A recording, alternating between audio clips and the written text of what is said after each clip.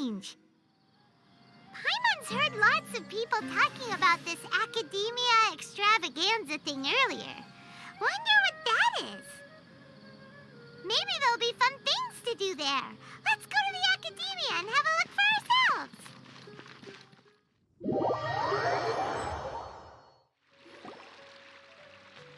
A moment, if you would. Are you two the famous Traveler and Paimon by any chance? We sure are. And who are you? My name is Wikas, a member of the Academia Extravaganza Planning Committee. Have you two heard of this festival? Yep, and that's exactly why we're here. Is that so?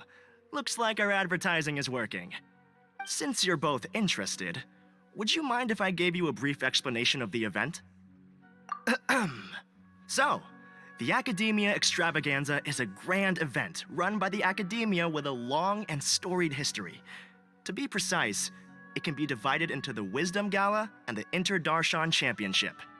The gala is held annually. During this time, all 6 Darshans will set up booths throughout the city and host guests to showcase the most fascinating aspects of their school, and thus increase their influence.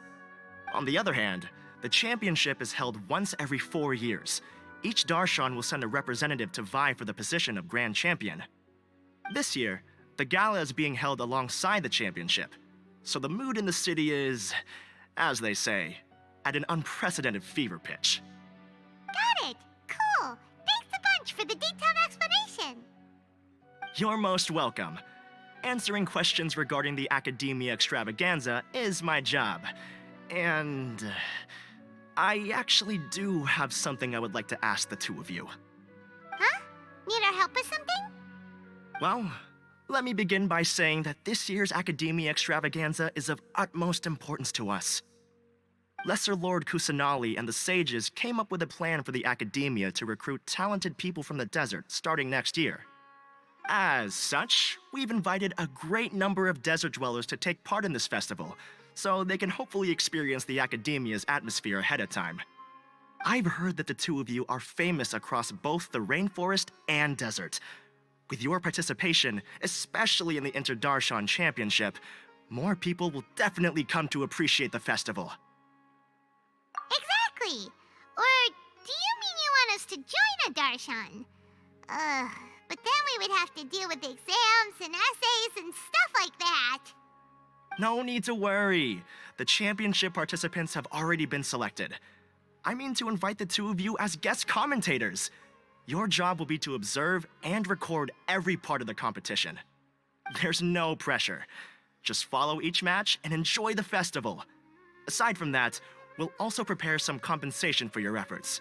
We won't have you working for free. That kinda sounds like a sweet deal. What do you think? Yes, 2 others in fact. Their responsibilities will be somewhat different from yours. One of our organizers will explain the details to you later at the main venue. So, how about it? Would you like to take this commission? Wow, having fun while getting paid? This sounds awesome! The main event venue is at the outskirts of the Citadel of Regzar, and the organizer you're looking for is Karina. Tell her the situation and she'll get you set up. The championship is going to begin soon. I wish you a good experience serving as commentators. If you have any doubts, come find me anytime. Alrighty, off we go!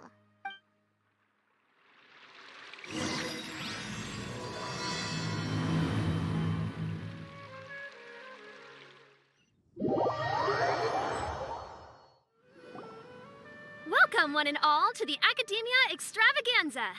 Now then, allow me to reveal the prizes for this iteration of the Inter-Darshan Championship. Fabulous monetary rewards, research funds, a limited edition Genius Invocation TCG card, and the right to wear the Diadem of Knowledge. I believe that I need not elaborate as to how this is a symbol of great honor. She should be Karina, right? Looks like she's in the middle of something. Let's wait till she's less busy, then go introduce ourselves. The Diadem of Knowledge. What a perfect work of art.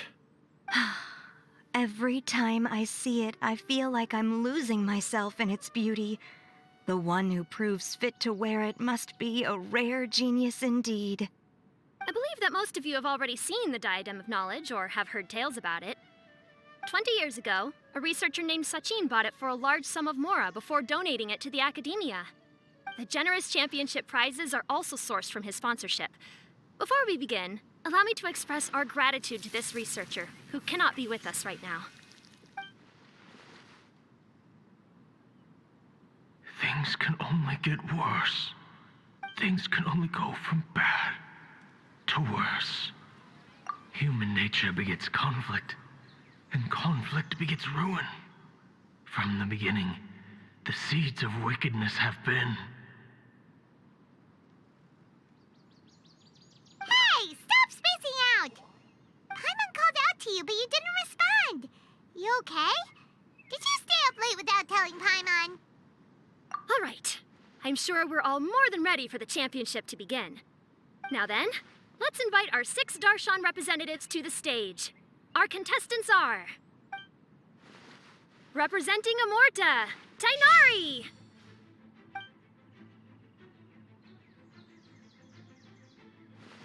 Representing Spontamod, Sino!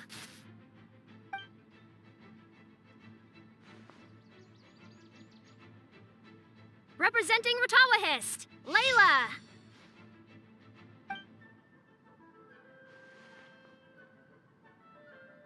Representing Haravatat, Farzan!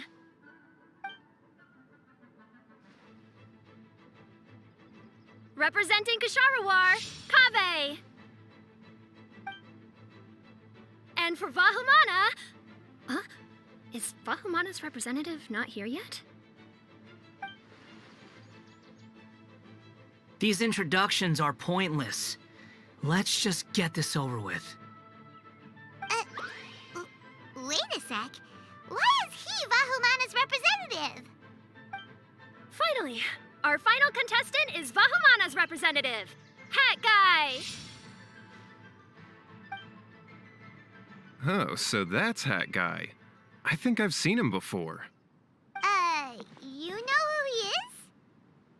I've heard that he's a researcher from a different country who nominally belongs to Vahumana. Word is that he's written a lot of political analyses. His manner of speech hasn't made him popular amongst most other Vahumana researchers, but his comings and goings are quite irregular, so he doesn't interact with others much. Aside from his more controversial aspects, his perspectives are considered quite incisive. Vahumana has seen a dearth of new talent lately, and some of its existing ones are not currently at the academia, so I suspect he might have been their only option. It's just kinda weird. He doesn't seem like the kind of guy who'd participate in competitions like this one. Now that we have our 6 contestants, the championship will soon begin. Who will triumph this time around? Hold on to your hats, because we're all on this ride together. Huh. We really do know a lot of the contestants. Oh, right. We're guest commentators, aren't we? So figuring out everyone's reasons for participating is in our job description. Let's go ask them when we go say hi. Especially him. Paimon still thinks it's weird that he's here.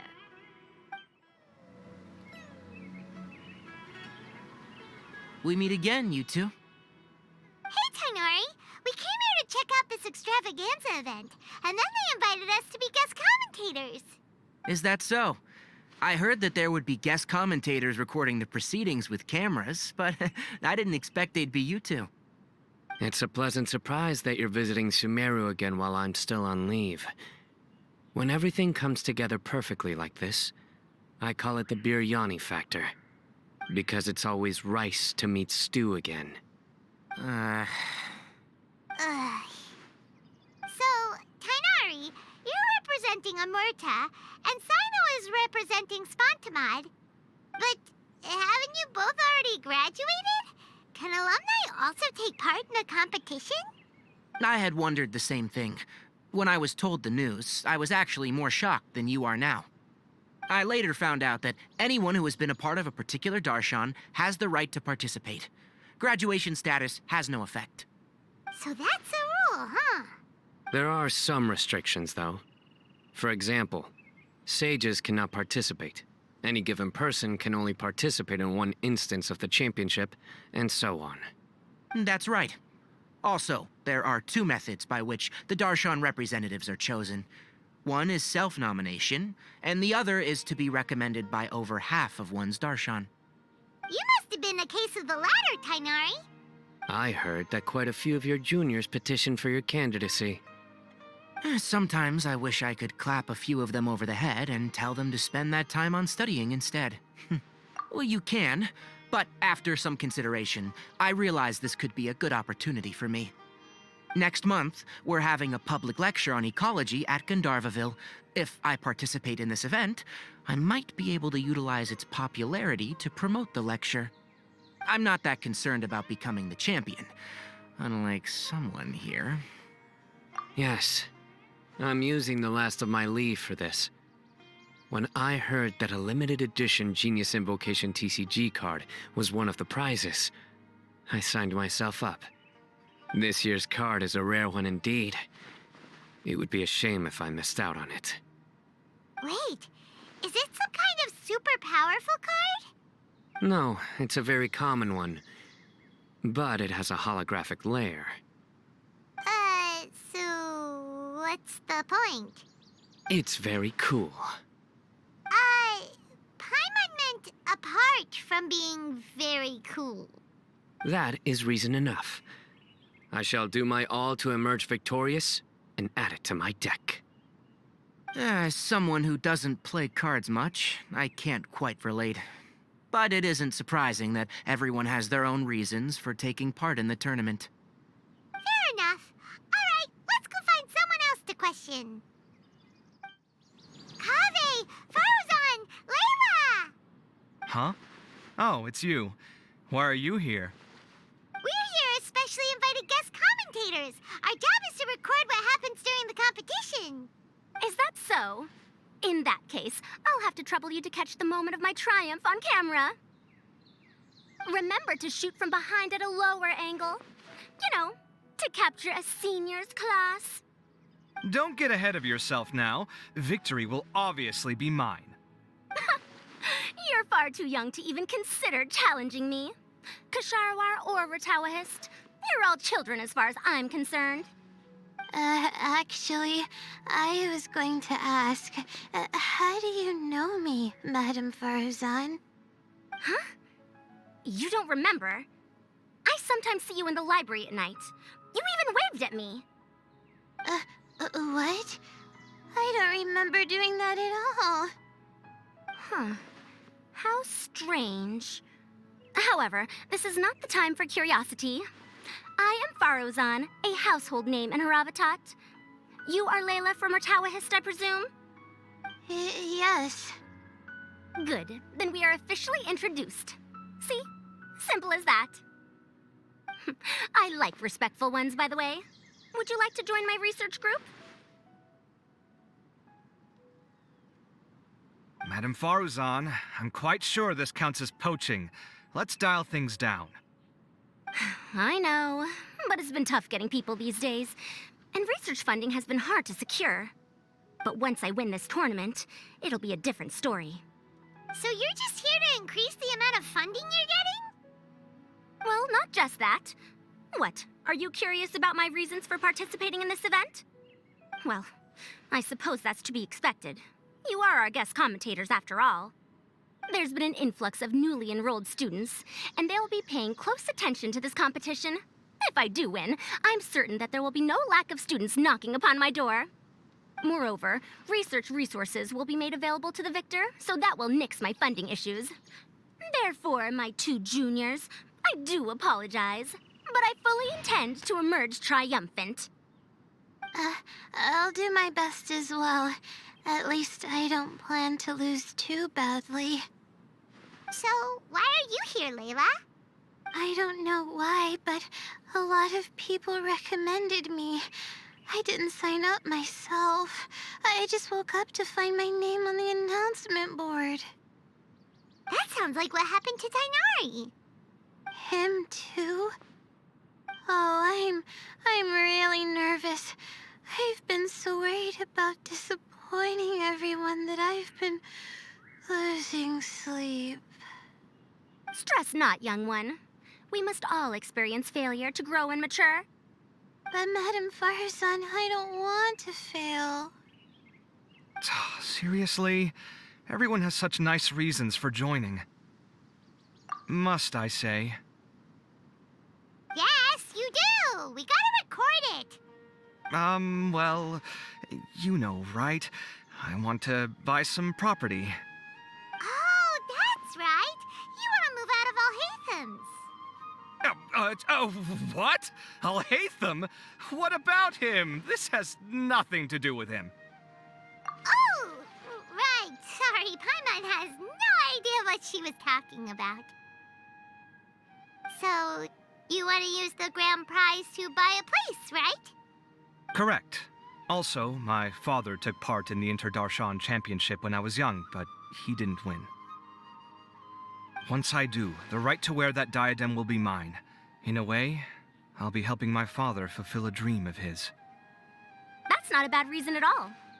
You have ambition, youngster. Although your chances with me here aren't great, I believe your father would be most proud if the diadem of knowledge were bestowed upon you. Not that he'll have the chance to celebrate. My father passed away many years ago. They say he ran into quicksand while traveling in the desert. For you to have experienced such a thing, that must have been tough for you. It's all in the past now, and life goes on, doesn't it? Let's change topics. I don't want to bring the mood down. All right. Earlier, you said that you want to use the prize Mora to purchase a home. Where do you live now? Do you live alone? Well... I also heard you mention Alhaitham just a moment ago. Isn't he also from Haravatat? Are you two hiding something from me? No, of course not! Why would you think that? Paimon's definitely not involved either. We're gonna go interview other contestants now. Bye!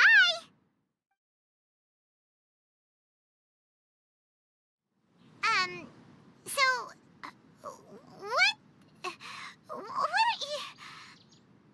Just call me Hat Guy. That's the name I use in Vahumana. That sounds like a nickname, not a real name. So I can't go by a simple, ordinary name? Fine, suit yourself. All right then, Hat Guy. Why are you taking part in the Inter-Darshan Championship?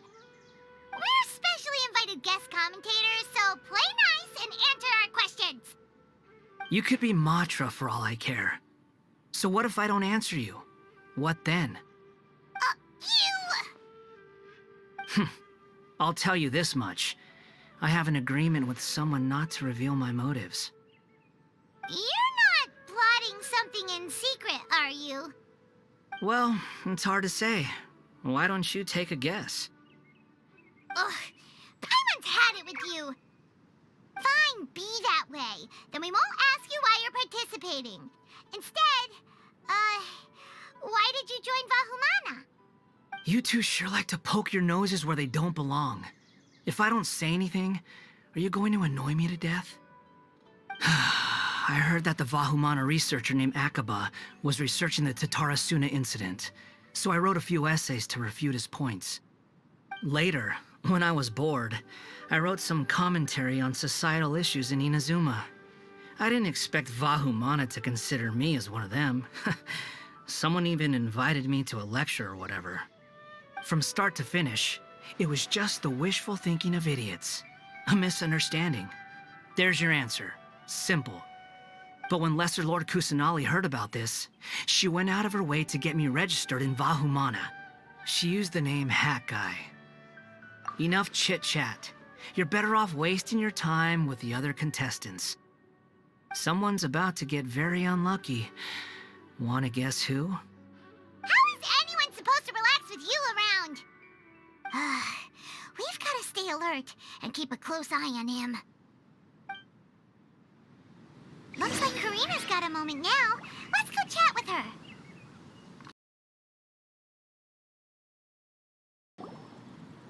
You must be the guest commentators Vikas invited. I've heard about you.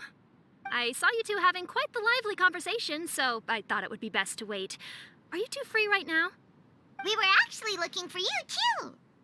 Excellent. Then please allow me to explain your job responsibilities in detail. First, please take these two things. The first item is a custom camera from the Academia. Please use it to record the competition as it unfolds. The second is an event-specific locator that will flag all participants' locations. It will also sound when one of them completes an objective. Wow! What a convenient little thing! Aside from you two, there are two other commentators. However, they will remain by the commentators area and will not be following the contestants in real time. Speaking of which, you probably know them. Alhaitham and Nilu.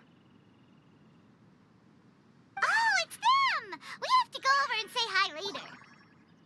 Well, don't let me keep you, unless you have any questions for me. Why do you ask? Really? I didn't see any such person. Could I ask when you saw him? Strange. I was on stage the entire time, and I didn't see anyone come up. Paimon didn't see anyone either. Perhaps you're mistaken. However, if you have any leads on that matter, you can talk to me at any time. Hey, Traveler. Paimon. Long time no see. Dia! Candace! You two are here as well! Ah, so they're two friends of yours. In that case, I'll take my leave. May you all have a wonderful time during the extravaganza. The Academia sent us both invitations, so Dia suggested that we come together. The villagers were also encouraging me to travel outside the village. I couldn't find it in myself to turn them down. We're here now, so no point dwelling on that. Even though this extravaganza isn't a holiday or anything, it's still a big deal here in Sumeru. Merchants from all over will set up shop. There'll be tons of stuff to eat, use, and wear, more than you can count. I'm already set on helping you buy 2 new outfits. I mean, who wears the same thing at work and home anyway? I'm looking forward to it. Just being able to relax and wander the streets freely has already made my day. So, Traveler, Paimon, you two want to come with? We'd love to, but we've got work to do right now. Aw, that's a shame. Let's hang out together when you're free then. Sure! In that case, Candace and I'll head out first. Good clothing and fabrics are very much in demand. If you snooze, you lose. Oh, right. We should also get some accessories. No need to rush. I think we'll have a better time if we take things slow. See you two later. Feel free to come find us whenever you have the time. Paimon didn't think that Candace and Dia would come. Hanging out with them sounds like a great time. Still, looks like the competition's starting soon. Let's go over to where Alhaitham is and see what's going on. I will now announce the rules for the first round of the competition. Please listen carefully. During the opening ceremony, Academia staff released several cages of butterflies, and many of them are now fluttering within Sumeru City. Amongst these butterflies, 3 of them will be special swift flies. They have a different appearance and also fly a little faster. Your objective this round is to find a swift fly and bring it to me. 3 points will be awarded to the first participant to return, 2 to the second, and 1 point to the third. That is all for the first round. Should you require clarification on anything, please ask any of the other staff. Alhaitham's all business all the time, huh? That said, how did he get picked to be a commentator? Paimon's kinda curious. Finding 3 specific butterflies in a place as large as Sumeru City sounds rather improbable. If these swift flies behave anything like regular butterflies... I'm off. It will take some time to search every corner of Sumeru City. Huh? You're going just like that? A champion walks the road to victory. My dear Kasharawar Jr., I have a plan. How about some cooperation between you and me? Cooperation? Looks like everyone's got their own plans for this toughie. We're supposed to go on stage next, right? Let's wait and see everyone's reactions first. Huh? Wait a minute. Look, he seems to be contestants just like we are. We were right not to let our guard down. Do you remember those things we made previously? Huh? You mean... It's time for them to shine. It looks like Faruzan and Kaveh have some secret plan. Oh, hello there. Madame Faruzan and I are discussing how... Shh! Hush now! The walls have ears around here. We should keep it a secret for now, but you'll find out what we have in store soon enough. Come now, let's go, before the others act. All right, there's no time to lose. We're off to make our preparations. See you later. This is basically what I'll need. Do you think you'll have any difficulties? I have most of the reagents with me, and I can buy the rest. Kale, you're here too! Kainari, you have a master plan ready? My hypothesis is that the Swiftfly's morphological variations won't significantly affect their fundamental nature. So I'm planning on using this to lure them out. Of course, I could be wrong. Every mutation opens the door to new possibilities, especially when they are artificially introduced. Details will have to wait until after the post-experimental analysis. For now, Kale and I are going to buy some reagents for our experiment. All right, well, see you later. Okay, see ya! Hey, Layla! You look a little worried. Yeah, I have no idea what I should do. What color are these swift flies? Do they have special markings? How do they differ from ordinary butterflies? Aw, I can't even figure out these basic questions, and most of what I've learned in the past is completely useless here.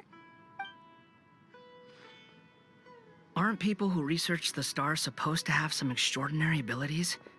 Why not use astrology to solve it? Oh, you're another contestant. A hat guy, was it? Is it that you can't use astrology during the day? Guess that skill's less useful than I thought. No, it's not like that. If it's daytime, all I need is an astrolabe. So, why don't you do that then? Mona Magistus, the astrologist, said that those who constantly use astrology to obtain things that shouldn't be theirs will eventually lose the blessing from the stars. It's just something I read in an academic publication. I really love to read Mona's essays. You're overthinking it. Power is just a tool. It just seems to me that you don't have the resolve to win this. Well, suit yourself. Wallow in your immature ideals if you like. Hey! Seriously? Just walking off after saying a bunch of mean stuff like that? Did I say something wrong just now? Thank you so much. I've made up my mind not to use astrology for this. I think I'll just try my luck in the city. To be honest, I've always been pretty good at observation, and if I'm fortunate, I might be able to find that special butterfly species. Lord Cyno seems to have found a swiftfly. Come on, let's go check it out. Really? Where? The butterfly flew up high, and he's chasing it now. Oh, no time to lose. Let's go see. As expected of Cyno. Actually, shouldn't you two go have a look as well? The moment when he catches the butterfly will likely be one worth recording after all. I'll head into the city shortly to start my own search. I'll see you later. All right. In that case, let's go see Cyno first, and then we can check on what everyone else is up to. We found you, Cyno! Oh, wait. Is that a swiftfly? Stay put. Don't move. He caught it! Huh? Cyno, what's wrong? This isn't what I'm looking for. It's a... Finally, I made it. I heard that you caught a swiftfly, Cyno. Mind letting me see what it looks like?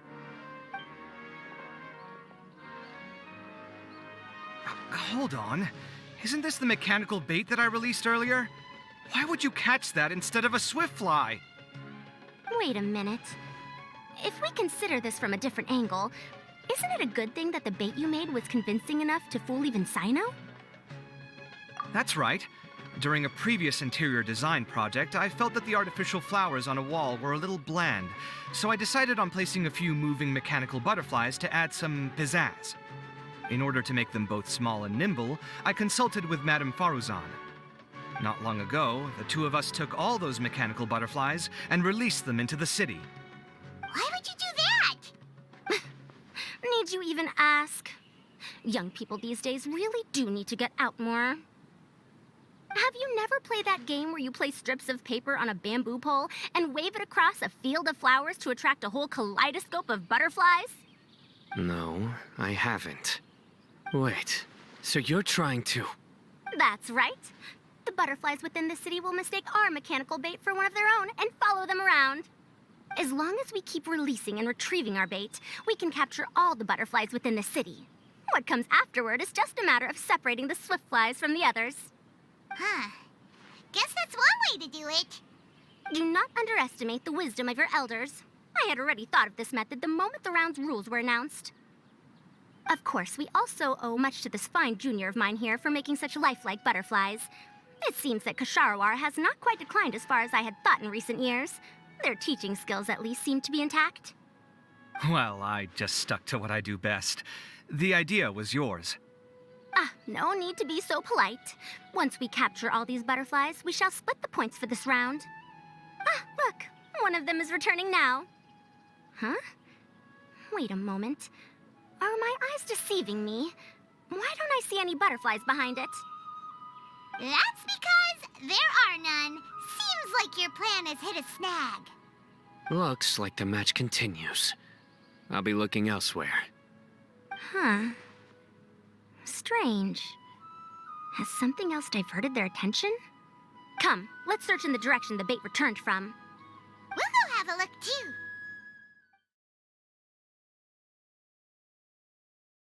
Huh? Faruzan? Kaveh? Why did you two stop?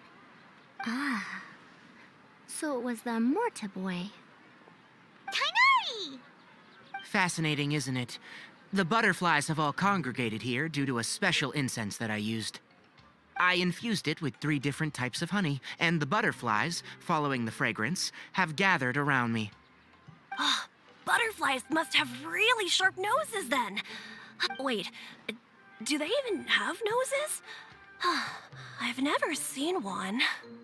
They do not, in fact, and their vision isn't stellar either. However, they can use their antennae to distinguish between scents, and their olfactory senses are generally quite advanced, allowing them to detect floral fragrances from great distances. Oh, so that's how it is. I had a pet butterfly once. I picked wildflowers and placed them in its box, but it wouldn't eat any. That's normal. Raising butterflies isn't difficult, but there are many things you should take note of.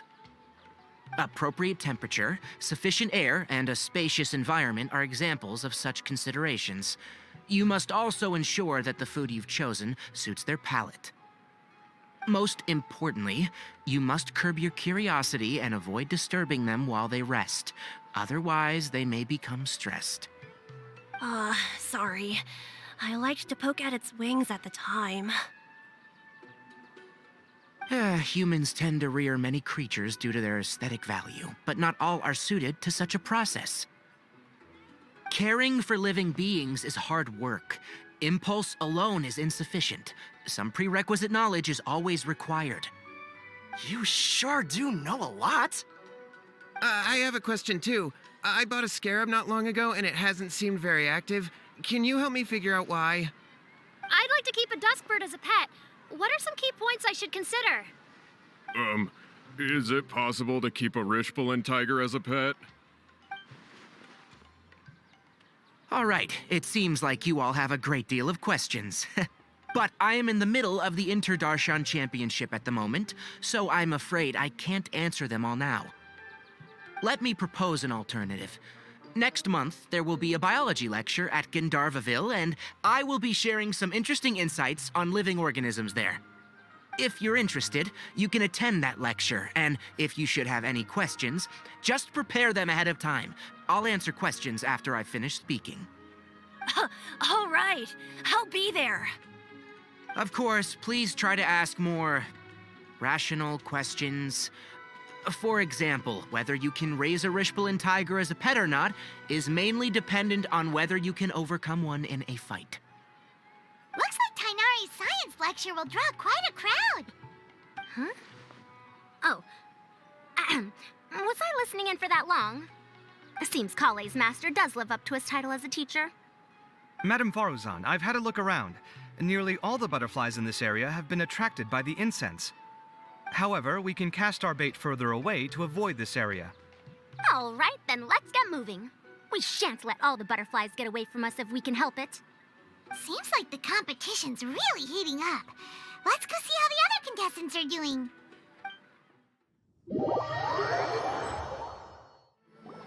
Layla, how are things going on your end? I've been searching for quite a while now, but I haven't seen any sign of the swiftflies yet. Instead, I ended up catching a few mechanical devices that looked very similar to butterflies. I wonder where they came from. Looks like Faruzan and Kave's devices are everywhere now. I'll keep up the search. That said, I've noticed that a number of butterflies in the city has already decreased a lot compared to when the event started. Probably because the other contestants are coming up with their own ways to catch butterflies. Alright, I'll do my best too. Huh? What's this? Oh, what a coincidence. I guess I just need to catch it now, right? Oh, please wait. There it goes. It's so fast!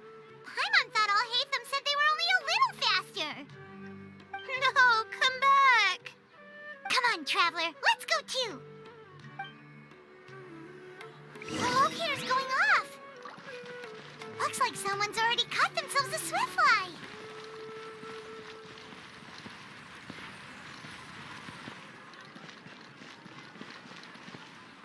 Why isn't it working? I don't get it. The locator's going off again. So, someone else finished too? That would mean that the one Layla's chasing is the last swiftfly.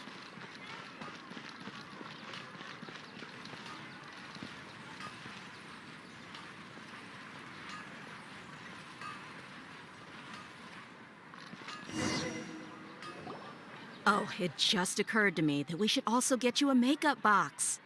No, it's fine. I don't think I'll end up using it. Maybe you won't, but it doesn't hurt to have one, right? Come on, just trust me on this one. Huh? Who are you, and what do you want? Please, don't move. Don't move? Who sent you? Dia. Don't worry, I can handle this. Now, tell me, what do you want?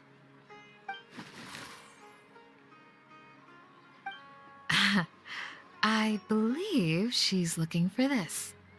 Here, take it. A butterfly? Was it on my head? Oh, you're... It's been a while, Layla.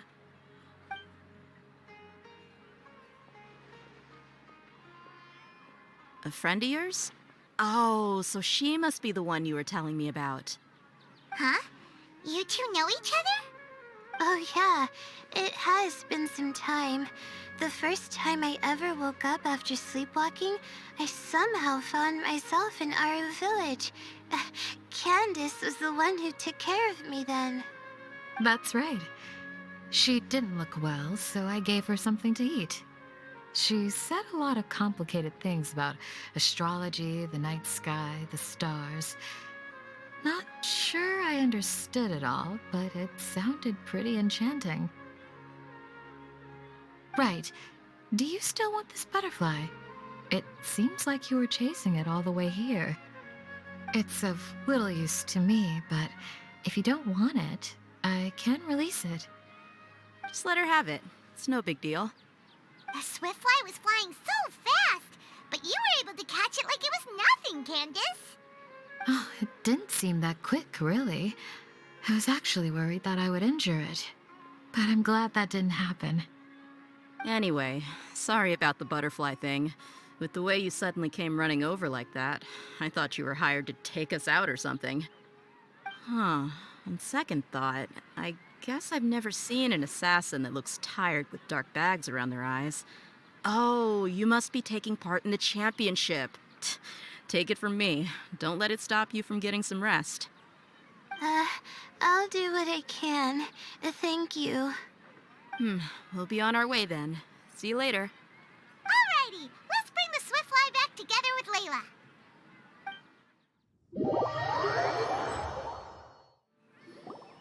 It seems we have a third contestant who has returned with a Swiftfly.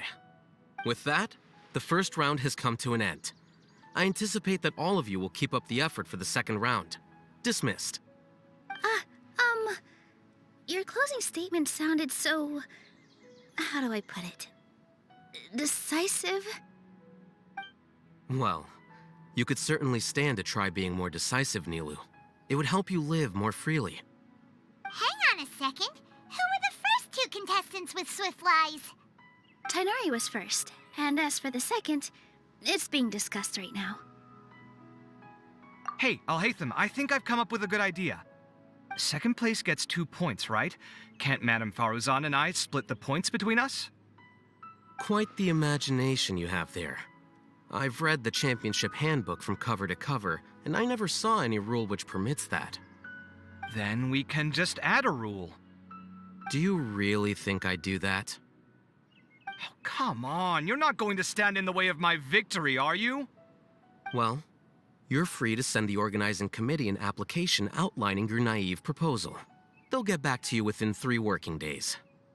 3 working days? It'll be too late by then. Unfortunately for you, even dreaming is gonna cost you. Paimon gets it now. Kaveh and Faruzan found the second Swiftfly together, but the rules say that only one person can get the points. Oh well, the rules are the rules. Since you call me madam and politely ask for my help, I shall give you these points. So I'll put the points under Kaveh's name then? No.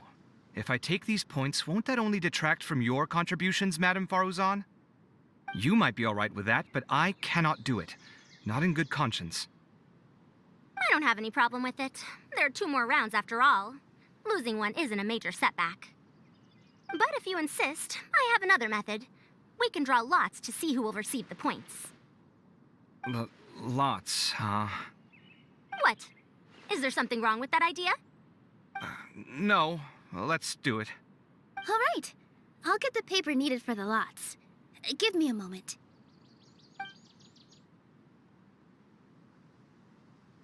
Oh, seriously? I'm sorry, but it appears that luck was on my side this time.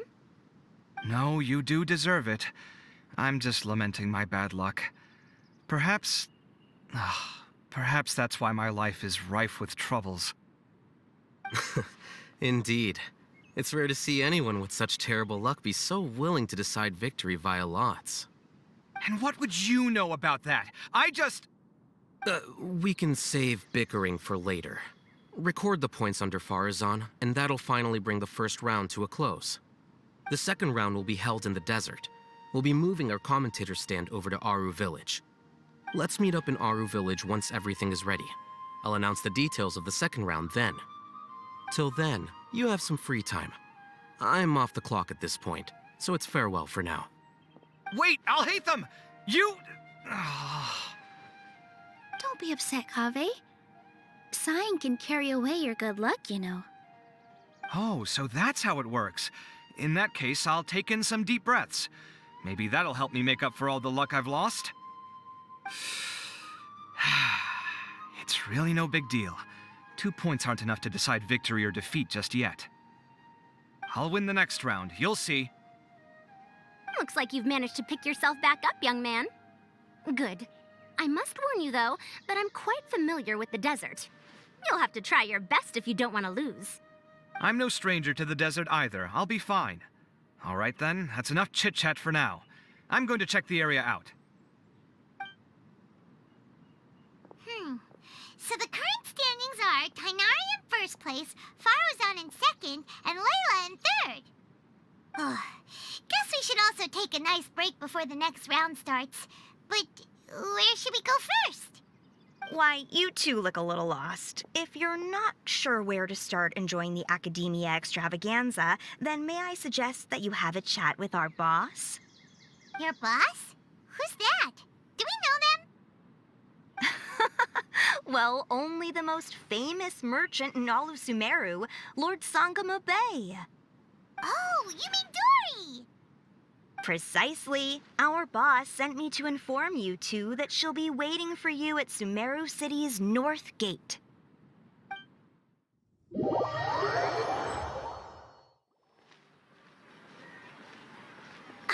Oh, well, if it isn't the Traveler in Paimon. Hey, Dory!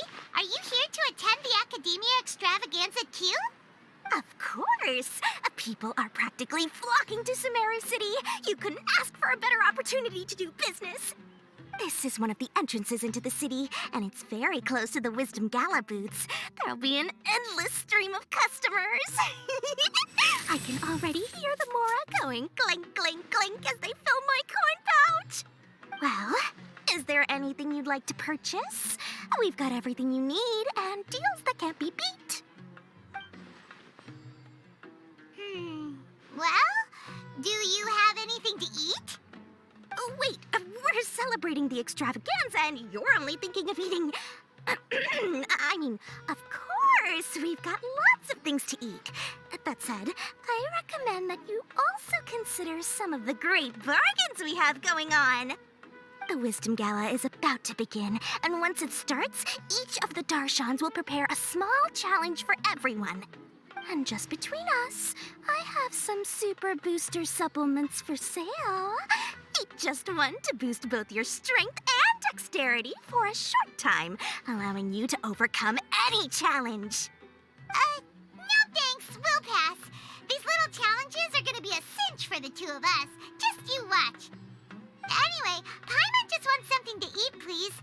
If you don't have any food, then we'll just go somewhere else. All right. Mora is Mora, after all. Oh, what would you like to eat? Well, Paimon's pretty hungry right now. Do you have any touching? Let me see. This is a huge job, isn't it? If this works out, we'll be set. Here you go. 2 servings of touching. See? I told you there's nothing Lord Sangamo Bay can't procure. Yay! Huh? What are you looking at, Traveler? Oh? Who? Someone we know? Was it someone suspicious? Have we attracted some unwanted attention? Huh? What's happening, Dory? Is there something else going on? I don't know who you saw just now, but I do have some hard-to-come-by information about the extravaganza. If you want to know more, we can talk business later.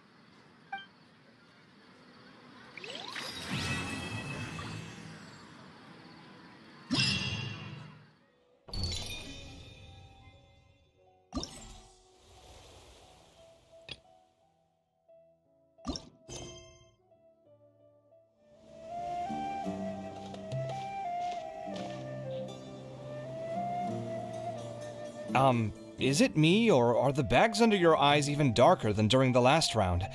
Are you alright? Thanks for the concern, Kaveh. I just haven't been sleeping well lately. Even though I try to fall asleep, I can't get the championship out of my head. And before I know it, it's morning again. I know the feeling. That happens to me too when I'm agonizing over my blueprints. Do you have any tips for dealing with that? To be honest with you, no. You could say there are many things that don't have a quick fix and can only be endured. I suppose you can think of it as something akin to an illness. Sometimes there's no effective cure, so you just have to let things run their course. I don't know what's stressing you out, but I can feel all the anxiety and pressure coming from you. The next round's about to start, so chin up and do your best. Oh, okay. You do your best too. Looks like everyone's here. I will now explain the second round to you all. There are 3 leyline disruptors buried in the area around Aru Village. These devices can imitate the effects of leyline disruption and will constantly interfere with the environment. Your goal is to shut them down. The first 3 who manage to finish this task will be awarded 4, 3, and 2 points accordingly. Note that each person may only bring a set amount of food and water with them, and that leaving the designated competition zone will result in disqualification. Well, what do you think? Want to team up again? I shall consider letting you have the points on account of what happened in the previous round. That's all right. I've been here many times, and in any case, machines are one of my specialties. I doubt this will be particularly difficult. It's good to see such confidence in a youngster like yourself. I also happen to be well acquainted with this place. Let's see who will find these devices first. But aside from us, you should remember that there's a favorite for Champion. We must be careful of him. A favorite to win? Who is it? Shh, not so loud. I mean that boy Tainari. He took first place in the previous round, and if he does so again this time, we may as well declare this competition over. I heard that you solved the Avidya Forest's leyline effluence problem with him not long ago. Since this round involves resolving a machine-simulated leyline disruption, it should be a simple matter for him. That's true. It does look like his odds of winning are pretty high. He already has Kale, who is an excellent pupil. If he were to win this round as well, then wouldn't we just be letting him have all the fun?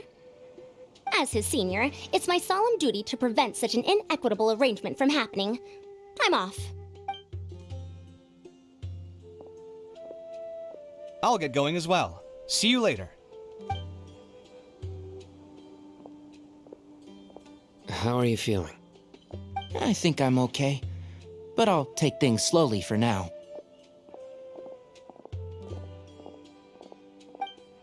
Is this all the water we're getting? Sorry, that's what the rules say. While this round seems to be about how quickly you can shut down the devices, it's also testing your ability to survive in tough conditions. I knew it'd be harder than I had expected.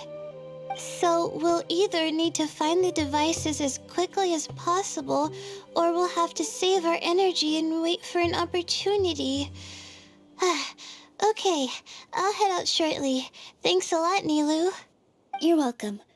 Please take care of yourself. Well, there goes everybody.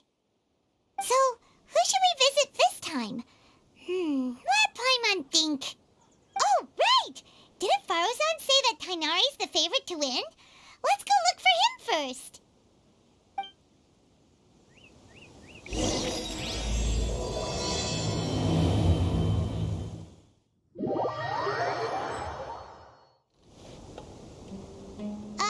Hey, Tainari? Tainari! Huh? Weird. The locator says that he should be around here somewhere. Tainari! Can you hear us?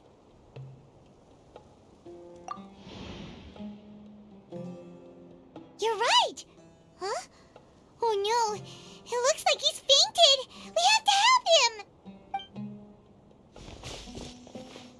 Tainari, are you okay? It's so hot. Oh, so you passed out because of the heat. Are you not used to getting around in the desert? That's right. I usually bring lots of water when I go to the desert, precisely to avoid this situation. I went through all my water very quickly, and with the effects of the disturbed ley lines, I started feeling dizzy. My ancestors, the Veluka Shuna, were originally from the desert. But I guess this is what happens when a species migrates.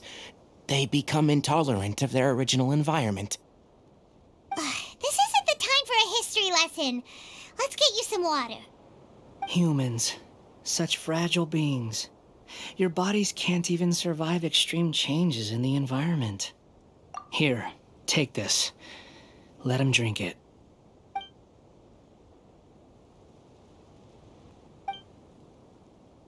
Are you serious? This had better be just normal water. Hey! You're leaving already? Paimon really doesn't get that guy. What's he up to? Anyway, let's focus on helping Tighnari drink some water first. I'm feeling a little better now. Thanks, you two. Oh, it wasn't just the two of us. Just now. Found you at last. Sino, you're here too! I was concerned, so I came back to check on you. Will you be able to go on? The fur on my tail is so dry, it's practically been singed right off. I don't see any purpose in pushing myself beyond what is reasonable. It appears I'm not suited to this particular round. I should probably just return to Aru Village and rest. Really? So you're backing out? Yes. I do have my results in the first round to serve as a buffer, so even if I forfeit this round, I still have a chance to turn things around later. Withdrawing now will allow me to conserve my energy. Continuing to push onward would be counterproductive. A wise decision. Let's get you back to Aru Village. It's fine. I can make it back on my own. Oh, stop trying to be so polite. Come on, we'll help you back to Aru Village. How are you feeling now, Tighnari? Do you want to rest some more? There's some shade here, so we can stop for a while. All right, let's do that.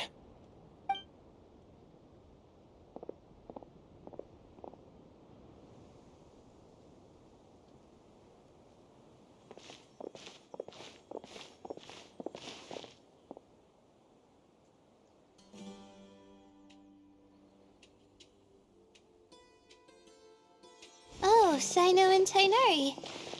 And you've got the Traveler and Paimon with you. Oh, hey, Layla!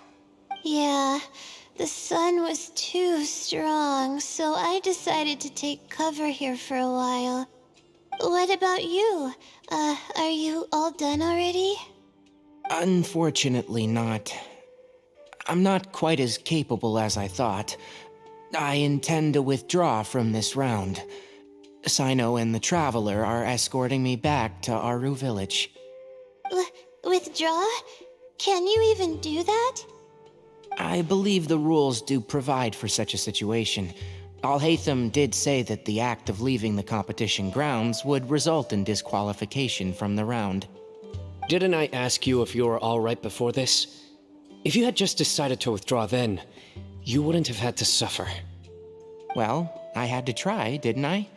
So I tried, and it didn't work out, and now I'm backing out while I can. When I get back, I'm definitely going to make a batch of sun-resistant oil. Next time I venture into the desert, I'll be prepared. By the way, you're Layla, aren't you? You don't look very well yourself. Will you be all right? I did feel a little faint when I first entered the desert, but I feel a lot better after resting here for a while. Be careful not to push yourself too hard. Don't worry. I'm just... Feeling the pressure? You can tell? Your expression is similar to the ones I see on criminals' faces when I interrogate them. To tell you the truth, I'm still not sure whether I have what it takes to represent the Ratawahis Darshan in the championship. Most people voted for me because of all the rumors surrounding me, and to be honest, those rumors don't really mean anything. Now I don't know how to deal with all the expectations they've put on me. Even the people who usually criticize me voted for me this time. So I feel like I have to live up to their expectations somehow. So their expectations are putting pressure on you. Yeah. Yes. Actually, I heard that you were voted in as well, Tainari. How do you deal with it? To be completely honest, I don't really feel any pressure. Firstly, those who expect things from you do not necessarily do so for benign reasons.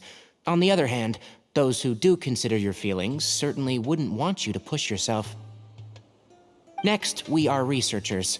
Our primary duty is to interact with knowledge, not to meet others' expectations. As for me, I took part in this competition to advertise for an academic lecture at Gandharvaville next month.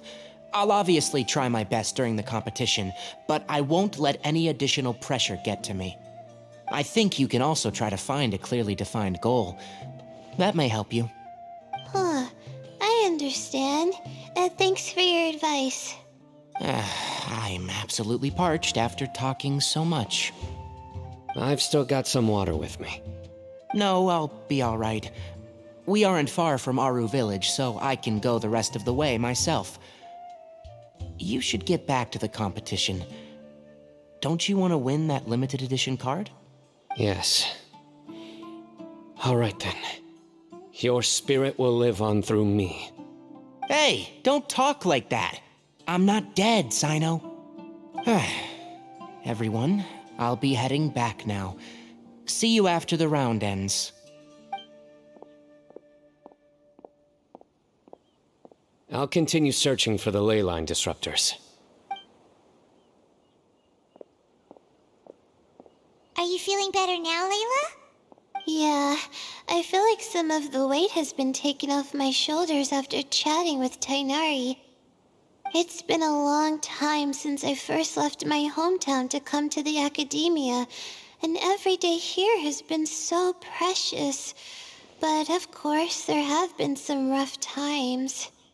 All sorts of complex astrological models, countless quizzes, and essays that took all my brain power to barely finish. Each of those things are like huge boulders barreling at me, forcing me to continue running forward.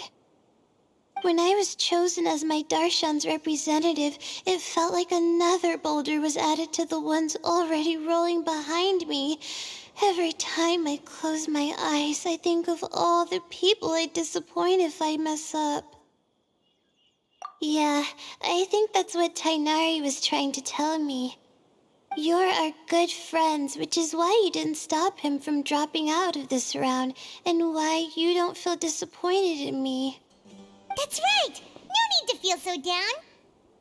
That said, he did also say that he hopes I could have more concrete goals for taking part in this competition. I don't have any now, but I'll give that some thought. Anyway, I won't take up any more of your time. You still have to record the other contestants' progress, don't you? Perhaps they've had some breakthroughs while we've been chatting. True. We should go look for the others. Now, who's left? Tainari's dropped out for the round, and we just saw Sino. You could go see how Madame Farozan's doing. I've heard that she's quite knowledgeable about the desert, so she's probably made some progress by now. Okay, let's go look for Farozan!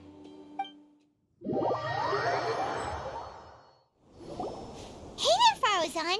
Have you made any progress? You're just in time. I'm about to start digging right here. Oh, you found the ley line disruptor already? Such a simple problem could never confound me. Not long after entering the desert, I discovered a primal construct that was acting abnormally, so I followed it all the way here. Once I got near here, it suddenly disappeared. Something unusual must be happening around this area. You're a true expert, Madame Farozan. You knew what to do right away. Well, I do happen to have more experience than most. But that aside, has anyone completed this challenge yet? Nope, not yet. Well then, I suppose I'll be the first. What about that boy Tainari? Oh? And why's that? He's not used to being out and about in the desert. Huh. I didn't think he would have such a weakness. I suppose he could use a bit more training. What about the others? Is that Ratawahist girl still a bundle of nerves? Tainari gave Layla some advice, and she seems to be doing a lot better now. Sino just started his search for the disruptors, and as for Hat Guy, well, who knows what he's thinking. And what about Kaveh? Has he found a ley line disruptor yet? Paimon doesn't think so, or our locators would have already let us know. Strange. What's he lollygagging for? With his skills, you should have heard something from him by now. Well, I'm afraid the most thrilling moments are already done here. You should probably go find Kaveh and see how he's faring now.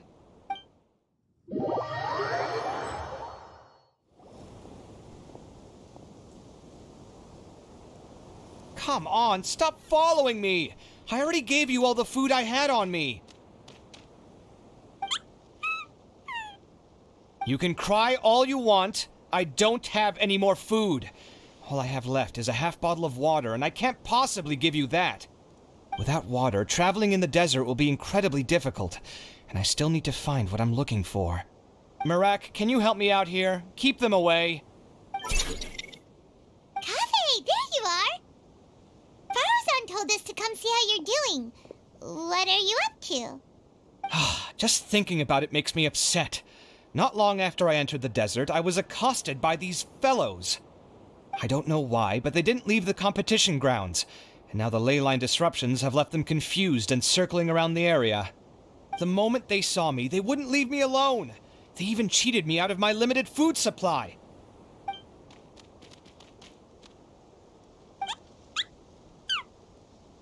Hey, didn't I ask you to keep them away? Kaveh, is this flying metal thingy yours? That's right. This is my toolbox, Marak.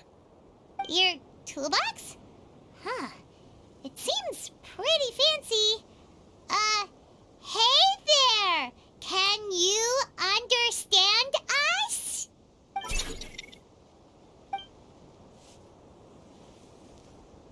Sometimes I need to carry things when I go out, so it's handy to have a portable toolbox. Well, this definitely doesn't look like an ordinary toolbox, that's for sure. It's a long story. When I was working in the desert, I ran into a merchant group who had a machine core they excavated from some tomb. It was clearly from King Deshret's civilization. His technology still isn't fully understood, and Kasharawar has many different opinions on this topic. Our current theories cannot explain such mysteries. Upon seeing such a rare, complete specimen before me, I forked over all the mora on my person to purchase it. Some time back, I wanted to make an automated case that could store my offloaded items. With that core, I created Marak. It can't understand commands that are too complex, but it can serve as my assistant and help me with things like mapping and surveying. Most importantly, it can't talk, so it can't give me any attitude. Oh, yes. Thanks for helping hide the fact that I live at Alhatham's place earlier. Sorry.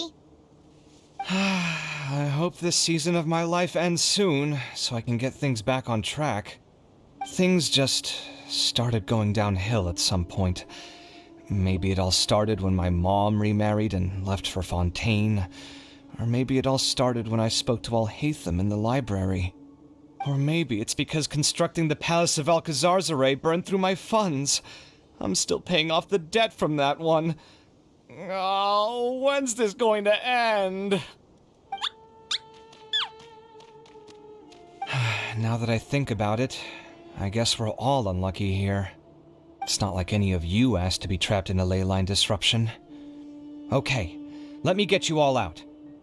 Kaveh, aren't you going to look for the ley line disruptors? Yes, but I can't just leave them here, can I? Oh, forget it. The more I think about this, the more I feel a headache coming on. I'll get back to searching once I get them out of here. Time's a-wasting. I'm off.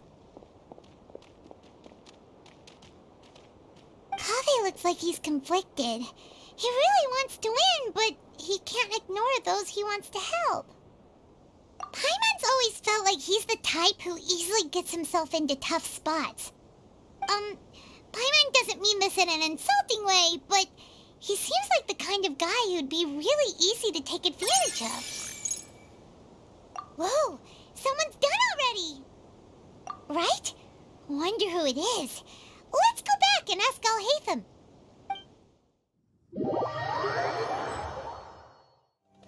Verification complete. Congratulations on being this round's first winner, Sino. Ooh, so Sino was the quickest. I am from Spontamon, after all. We know a lot about ley lines, so finding a disruptor was never going to be particularly difficult for me. Since the Traveler and Paimon also happen to be here, do you have anything you want to say? Anything I want to say? My friend couldn't continue on, so failure was never an option. The bonds of yesterday will forge the road to tomorrow. With the ties of friendship that bind us, I won't lose to anyone. That's a line from King of Invocations, one of my favorite works, and it sums up my thoughts right now. It might be a good thing that Tighnari isn't here, or else he'd give Sino a good smack right about now. Oh wow, it's already so late. Everyone's probably running low on food and water. It'll only get harder from here on out. Something similar happened in King of Invocations. What a classic. Any thoughts on that, Al-Haytham? I have no thoughts regarding King of Invocations. Nero obviously wasn't asking about that. Deserts are much more dangerous at night, so this competition should be nearing its end. At the moment, only Farazan, Layla, and Kaveh remain. I wonder who the next person to find a disruptor will be. Wait, only 3 people are left? Tighnari forfeited, and Sino's already done. What about Hat Guy? He also forfeited not long ago. Paimon can't understand what he's thinking at all. But, like Al-Haytham said, this round's almost over. Let's go see what the other contestants are doing.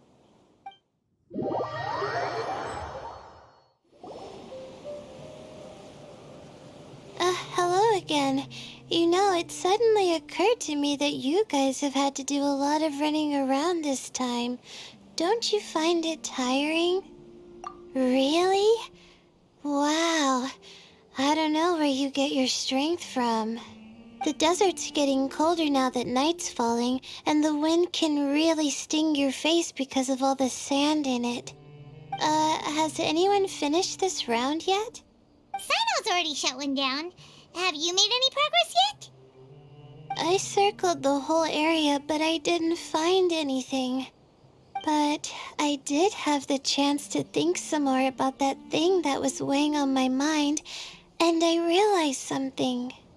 Well, my fellow Retawahist members must have all put my name forward for different reasons, and maybe a lot of them only picked me because they wanted to watch me make a fool of myself. But be that as it may, I believe that a lot of them genuinely do expect great things from me. And I want to live up to their expectations. I don't want them to regret putting my name down. Huh? But doesn't thinking like that put a lot of pressure on you? Of course, that comes with some amount of pressure for sure. But now I've thought about it, I don't feel like this is something I have to do. Instead, it's something I want to do. That may not sound like a huge difference to you, but it's helped me relax a lot. So don't worry about me. Well, that's great! Also, now that I've relaxed, I'm suddenly really sleepy. I think I'll just take a quick nap. Just a quick one.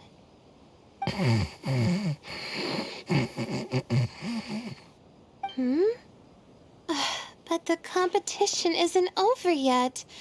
Oh, Layla. She's really a bundle of nerves, isn't she? Wait, you're... Good to see you too. Ooh, it's nice to be out. Feels like I've been cooped up inside for quite a while. Well, since I'm here, I guess I should help her finish this. What are we supposed to be doing here again? Finding a ley line disruptor, was it? Let me see. Looks like she's basically gathered all the information she needs. It won't take long to wrap this up. Come with me, you two.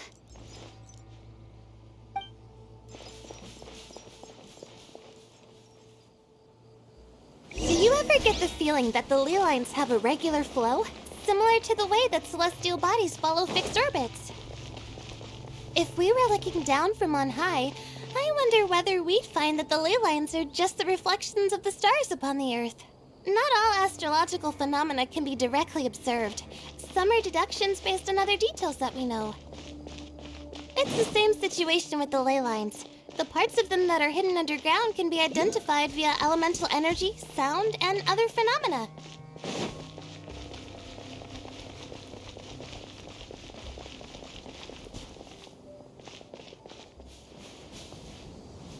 Plus, now that someone has shut one of the disruptors down, the contrast between before and after can provide me with further information still. Let me see. It should be here, I think.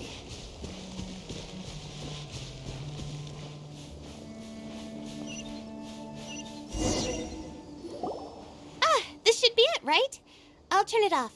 That should restore the ley lines in the area to normal. Nice work! Again, I didn't do any of the real work. I'm just wrapping up. She'll probably wake up soon.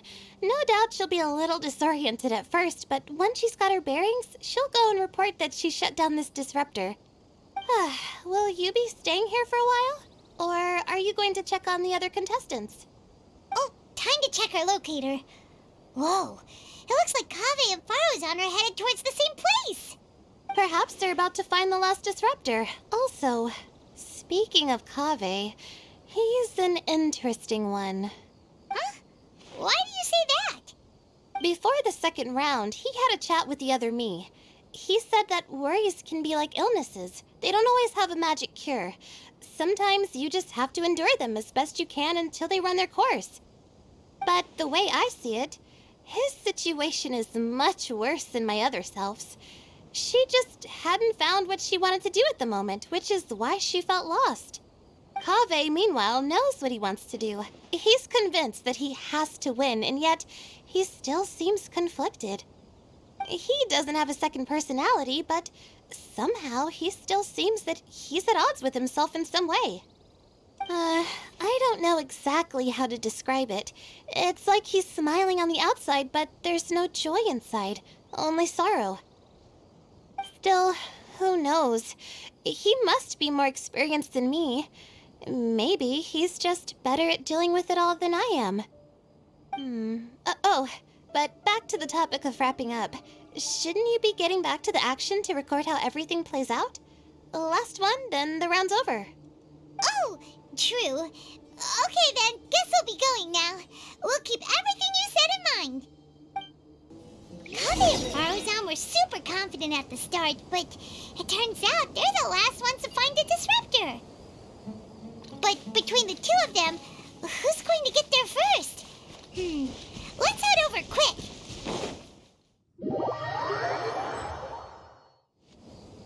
It should be around here. Finally found it. Kaveh? Are you? Oh, Madame Faruzan.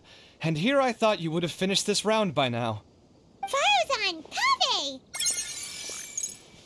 Oh, looks like Layla's already done.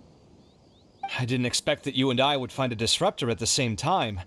How are the other contestants doing? Tainari and Hat Guy forfeited, while Sino and Layla are already done. You two are the only ones left. Huh? That's weird. Didn't you start digging really early on? Yes, I kept digging, but instead of finding a disruptor, I found a ruin. I fell down pretty deep, and it was completely dark in there. It took me quite some time to unlock the various mechanisms and return to the surface. That's actually really impressive. Finishing a week's worth of trials in such a short time. That's pretty amazing, Madame Faruzan. What about you? Why are you so late? I encountered a lot of lost desert foxes along the way, and I brought them to the outskirts of the competition zone. When I came back, I was absolutely parched. And then I blacked out. Probably from the heat, you know? When I woke up, it was already night. I used the last of my strength to come here. A most curious reason indeed. But are you sure you're all right? It sounds like you were in an incredibly dangerous situation. You said you were familiar with the desert, but the way you handle problems... It does feel rather at odds with your title as a genius. It was problematic, but that had nothing to do with me being a genius. It was my decision. The way I did things wasn't optimal, but I wouldn't have been comfortable not doing it either. My conscience would have weighed on me. Youths these days, each stranger than the next. But back to the main issue at hand. Since we are both very certain that this is where the final leyline disruptor is, let's dig it up then. Well, this is indeed it. Of that there is no doubt. But how shall we count the score this time? What is it, youngster? You seem relieved. Oh, nothing. I was just thinking that this round's finally over. There shouldn't be any more innocent creatures getting wrapped up in danger. As for the points, I guess we can draw lots again later. I can't think of anything better. Alright, in that case, let's all head back to Aru Village. Paimon thinks you'll both need some water and rest.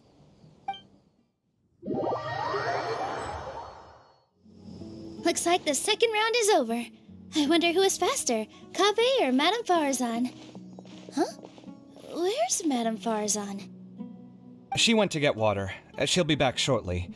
We basically arrived at the same time, so we'd like to draw lots again. You get caught up in some things so easily, like drawing lots. I'm not caught up in anything! Don't make it sound like I take pleasure in having bad luck! Really? Then should I say that you have a curious affinity for drawing lots? I'll go get the box and slips of paper for the lots. Please wait a moment. Oh, here we go again. Let's see how I fare. I got it! Did you see that? I won! Congratulations! Looks like Kaveh's luck's taking a turn for the better! Finally! After all this time! It looks like you've been rewarded for your tribulations in the desert. This round's points are yours. And with that, our second round is done. Sino, Layla, and Kaveh are our victorious contestants. As for the current standings, let me see. Sino and Layla both have 4 points, putting them both in first place. The rest in descending order are Tainari, Farazan, Kaveh, and Hakai. The next round will be the final one. Please rest up before then, everyone. I heard that some stalls at the Wisdom Gala are debuting new games, so feel free to drop by if you're interested. Otherwise, see you next round!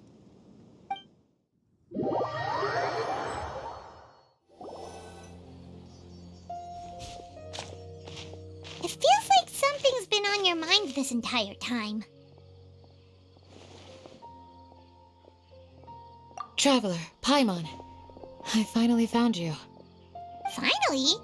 Did something happen? Don't you feel like there's something off about this year's Academia Extravaganza? When Candace and I were at the cafe earlier, we might have caught sight of some mercs on business. Thing is, they were disguised as tourists here to shop. But no disguise can mask the stench of blood. Just from their suspicious looks, I bet they do dirty work like kidnapping or assassinations.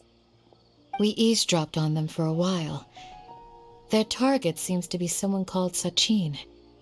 Sachin? Isn't that the person who Karina mentioned during the opening ceremony?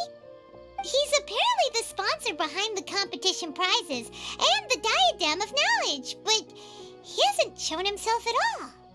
Sounds like a rich person, all right. It makes sense now. The Eremites have been struggling to make ends meet recently, so a lot of groups have been doing private work that involves the rich. In their words, one gig sets you up for half a year.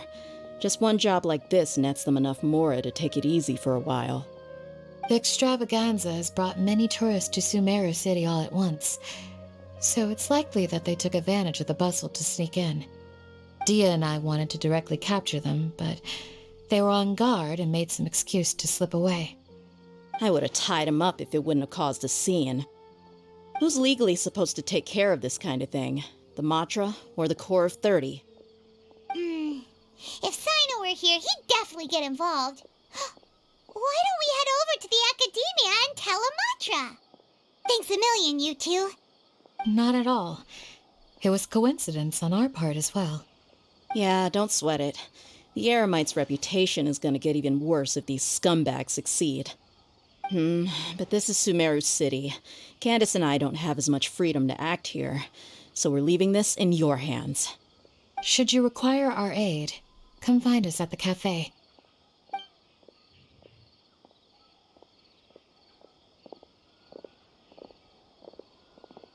Paimon's noticed that something's bugging you. Is it the extravaganza? 'Cause Paimon's starting to think that there's more than meets the eye here, too. But thinking like this isn't doing anything. Let's just go find Amatra.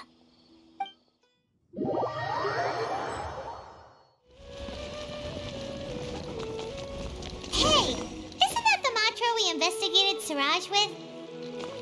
Arav, wasn't it? Let's go talk to him. Hello, both. It's been a while. Do you have any issues to report? Someone's planning to kidnap Sachin. Goodness. Though I suppose it's not all that surprising. The growing popularity of the extravaganza has given him quite the reputation boost as its sponsor. He's seen as one of these super rich types. Well, since he's got a target on his back now, shouldn't you send some people to protect him? To tell you the truth, we've thought about doing just that. However, Sachin apparently prefers to spend most of his time out doing field work, and hardly ever comes back to Sumeru City. No one has been able to contact him. Our only lead is something he once said. Each time the Inter-Darshan Championship is held, I will be watching from close by to choose a suitable person to inherit my estate. Assuming he remains committed to that promise, then he must be right here in the city somewhere. I suspect that the Eremites in question must have heard about that as well, and decided to come here and try their luck. So they shouldn't know where Sachin is either, right? I would assume not. Anyway, Mahamatra Saino is still on vacation, so I'll handle this. Don't you worry. A couple of kidnappers aren't going to get very far in Sumeru City these days. I have my ways of forcing them out into the open. All of that said, if you're interested in Sachin's story, why don't you try tracking him down as well? The sooner we ascertain his whereabouts, the quicker we can act to ensure his safety. I mean, you could task all the Matra and the whole Core of 30 with someone's protection, but if the client doesn't show themselves, there's nothing we can do to help them. Fair point. Guess we should start searching for him too, but where should we start? None, I'm afraid. He's never committed any crimes or broken academic protocol, so we don't have a very detailed file on him. I've heard that Alhaitham has now stepped down from his post as acting Grand Sage and is back to being the scribe again. Maybe it's worth checking to see if he knows anything. Good idea! Okay, we'll head back to the extravaganza venue and see if we can find him.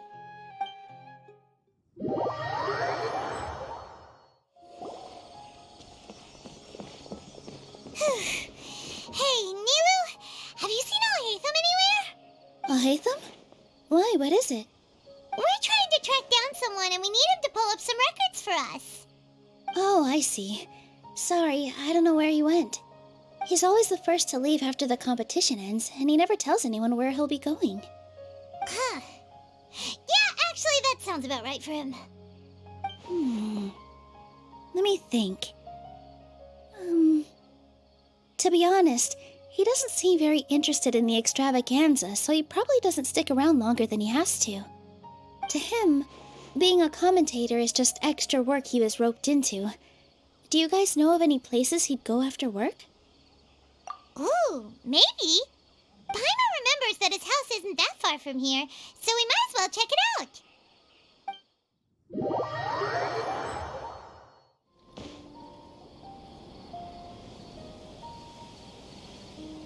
Let's try knocking.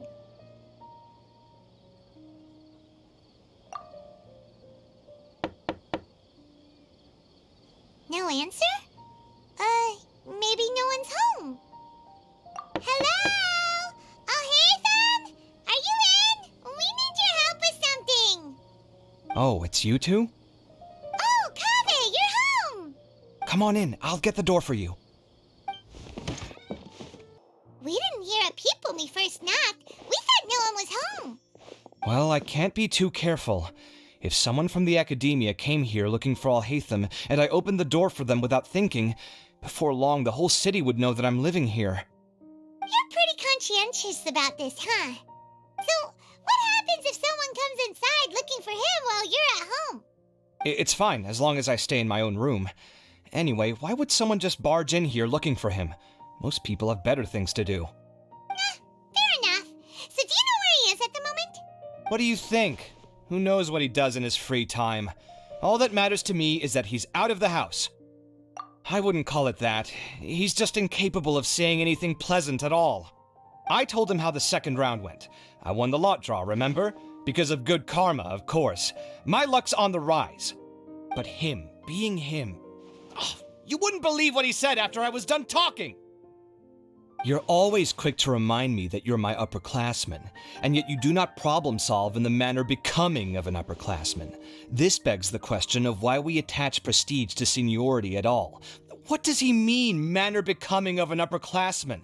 What, am I supposed to earn the title of upperclassman now? And he didn't stop there.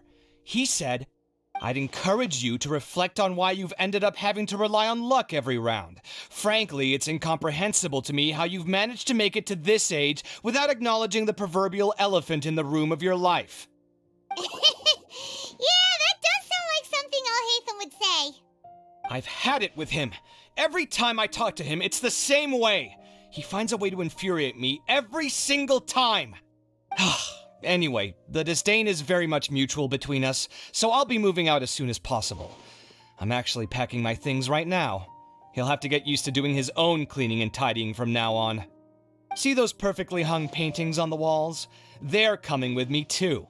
If his life wasn't utterly devoid of artistic sensibility already, it certainly will be after today. Wait, you're moving out already? But the competition isn't even over yet. How can you afford it? Well, obviously I can't just yet. I'm just packing early to get ahead of the game. I've got my new place picked out already. The moment I have my hands on the prize money, I'm going to buy it and move my things right in. It'll take me 3 days tops to move out of here for good. I now know what I have to do to achieve this goal. No matter what happens in the third round, I will win. I will emerge triumphant. You'll see. Well, we'll be rooting for you. But are you sure you'll be all right? In what way? Layla said that she thinks you'll get caught up in internal conflict. Meaning what exactly? Oh, don't tell me you think I have serious personality flaws too. Oh, we didn't say that. But think about it. You say you want to win, but you also turned Faruzan down when she offered to give you her points. Plus, you took it upon yourself to help those desert foxes. Wait, what's so unusual about all that? I gave you my reasons. I would have felt guilty otherwise. Where's the conflict in that?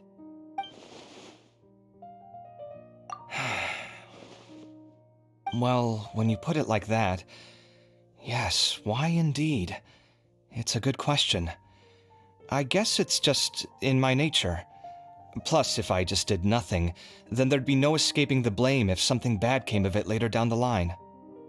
But thinking like that all the time must make your life so exhausting. Not to mention that by helping out, you put yourself at risk. Fainting in the middle of the desert, for example. Was that really worth it? It's complicated. Look, let's maybe leave this conversation for another time. What was it you needed Alhaitham's help with, anyway? Sachin? Huh. He did actually mention a Sachin recently. I remember he brought a few documents home that day. He was thinking out loud as he looked through them, making some notes and doodling as he went. He even suggested that I should take a look, but I didn't. Give me a moment. Let me go find them.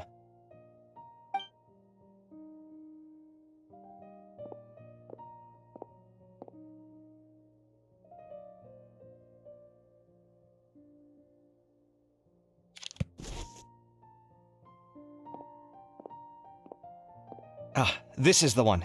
Here, take it. You sure he'd be okay with this? With taking liberties? He's certainly okay with helping himself to my beer whenever he pleases. And anyway, he did ask me if I wanted to read his notes. I didn't see the point at the time, so he just left them on the side. He doesn't leave documents lying around unless he's okay with other people reading them. It's fine, I promise. Cool, if you say so. Okay, let's see what he's got on Sachin.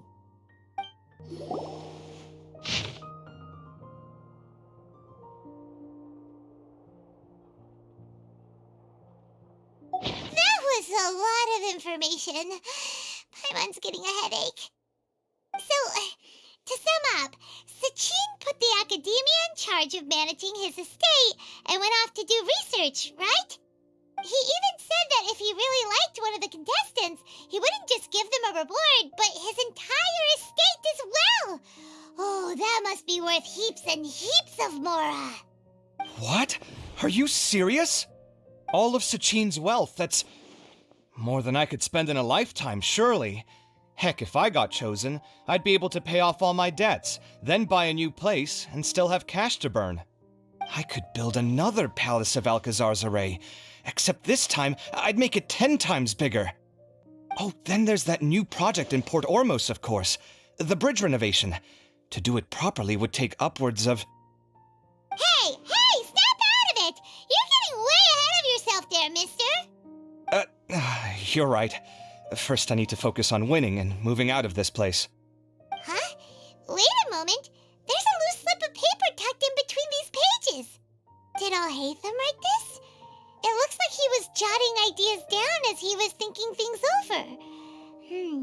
Let's see. 2 phrases have been circled. Sachin, dead or alive, unknown. And diadem of knowledge.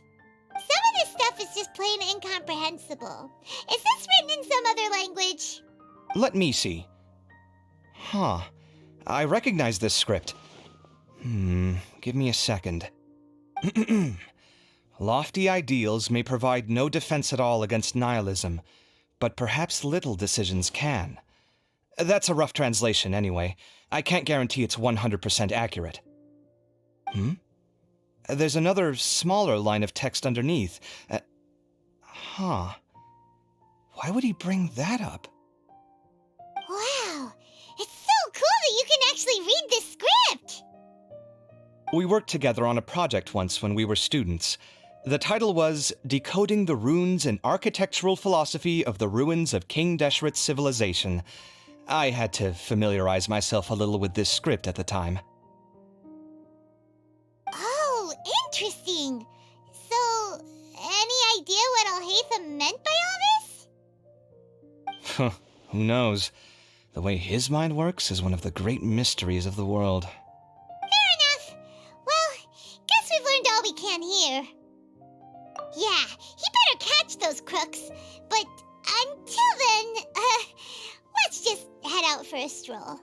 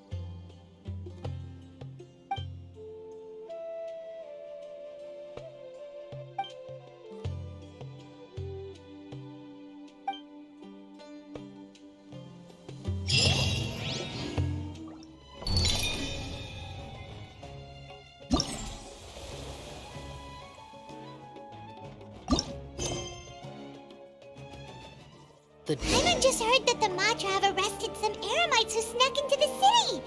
Maybe they were the ones plotting to kidnap Sachin. Let's go to the Academia and check with Araf.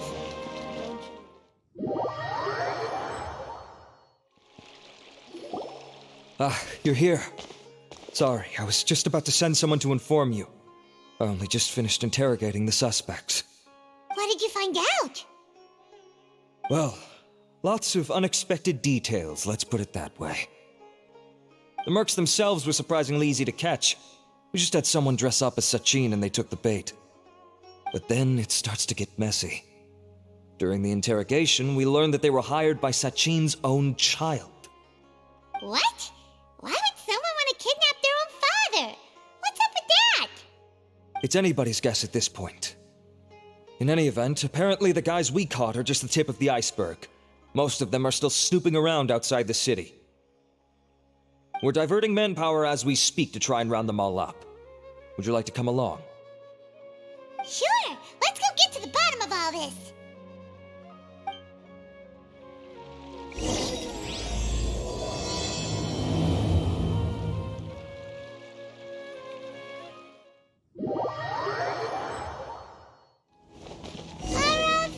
Are you sure this is the right place? Something feels off. I'm positive.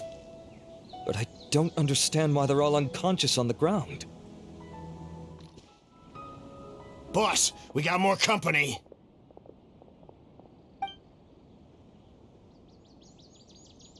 Look, we were just doing what we were paid to do. You're punishing the wrong people here. You want the real culprit? It's this guy. He hired us to kidnap Sachin. What happened? Who beat you all up? Wait, you mean you aren't with them? With who? Who did this? First there was this flying brat. Didn't bother asking any questions, just started throwing punches. After that, some guy wearing green came along and interrogated us for a bit. I've got the confirmation I needed. This is the one who masterminded this whole plot. Giovanni, Sachin's son. If you have any questions for him, now's your chance to ask them. When you're done, I'm arresting them all and taking them back to the Academia for further interrogation. So why did you hire people to kidnap Sachin? What do you think? 20 years ago, he upped and left to go and live a carefree life, not giving a second thought for my welfare. As if that's not bad enough already, he went and put his entire fortune in the care of the Academia, along with a contract saying that one day he'd pass it all on to a genius he admired. That's my inheritance, by rights. You expect me to sit back and watch it go to someone else? If he won't give me what's mine, I'll just have to take it from him. Of course! Didn't he say he would be here somewhere, watching the championship from the shadows? So, I figured I'd get some people to nab him. Then I make him change the contract. And if the Academia doesn't agree to hand over the goods, I make him publicly announce that I'm his chosen genius. No, the old fart knows how to stay hidden. I'll give him that. He's probably cooped up somewhere watching all this go on and laughing to himself. I already thought he'd gone mad 20 years ago. And who knows what a madman's truly capable of. Diadem of knowledge? You mean that thing he donated to the Academia? Well, I can tell you that it's very expensive. He sold a lot of assets to purchase it back in the day. Weird things started happening after he brought it home, too. For example, sometimes we'd hear a high-pitched voice coming from the storage room. Also, before donating it to the Academia, he once shut himself in that same storeroom and researched it non-stop for days. Something was already seriously wrong with him by that point. Nothing he did shocked me. What do you mean, something wrong with him? I only have a vague memory of it, since I was very young at the time. But I have the impression that he went out into the desert for research and didn't return for many years. When he finally did return, he was a changed person. He would mumble incomprehensibly and write essays day and night. I asked if I could see what he'd written, but he chased me out of the room. Later, he went out somewhere and took his written essays with him, When he got back, he signed his contract with the Academia. Part of me wonders whether he'd already stopped being my father by that point. Perhaps the man we called Sachin was a demon from the desert who was wearing his skin. Okay, you can stop now. You're creeping Paimon out. You can believe me or not. Doesn't matter to me. I told you all I know. But if you do see Sachin, tell him this for me. Whatever it is that he's researching out there, he'll always be garbage in my eyes. You finished? In that case, come with us. Well, we finally caught the guy behind all this. Thanks for providing us with the critical information. Do you still have any lingering concerns? Yeah! Al-Haytham's notes do mention that item. Scribe Al-Haytham looked into this matter. Understood. Well, if you believe there to be an issue with the diadem, I'd suggest contacting the organizers and getting them to pause the competitions while we investigate. That makes sense. Okay then, let's get back to the venue. We need to tell Karina what's going on.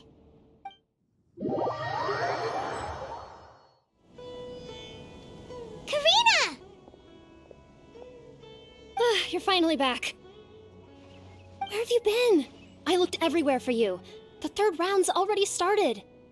We were out capturing some bad guys who wanted to kidnap Sachin. But that's not important right now. We think there might be something wrong with the Diadem of Knowledge, and we'd like to investigate it. The diadem? That seems unlikely. The Diadem of Knowledge has been used in every extravaganza over the last 2 decades, always without incident. Why has this come up now? This is pretty serious. Let me think. Okay, here's the situation. The diadem is currently in Mount Ima Forest. We moved it there before the third round began. In the third round, contestants have to go into Mount Ima Forest, find the diadem, bring it back, and place it on the stand. The first person to do this gets 4 points. Considering how close the scores are between our contestants, whoever wins this round is very likely to be the winner of the whole competition. As such, I suspect competition to be very fierce. You might not make it in time. I'll mark the diadem's location for you. Please head there immediately. Let's hope nothing happens. All right, let's go! That's weird. The locator stopped working. Is the forest interfering with it? Ugh. Let's just go grab the diadem.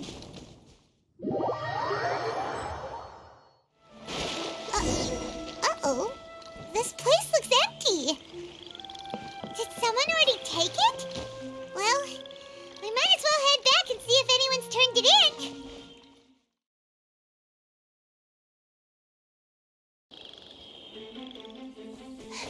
Oh, looks like Layla has seized the diadem. But getting to the goal won't be easy.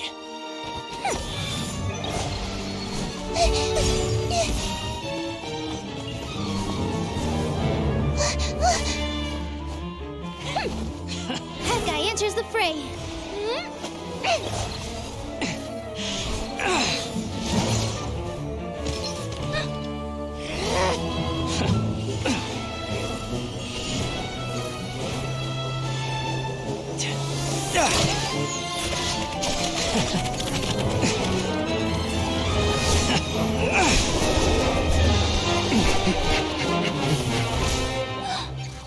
Arizon's device has gone haywire. The competition is heating up.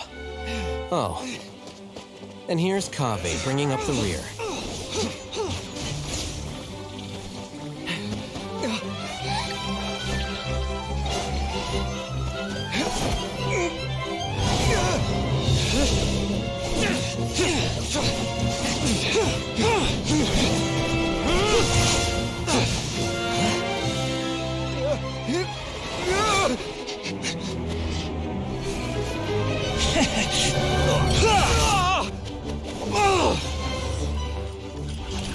It's Kaveh's toolbox!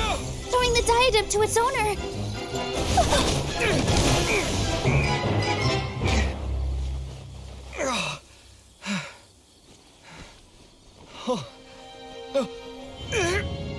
Yes, that's right.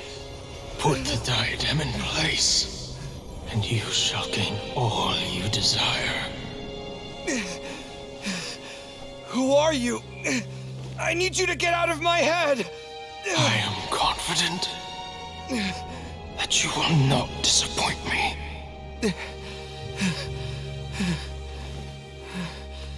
What just happened to me?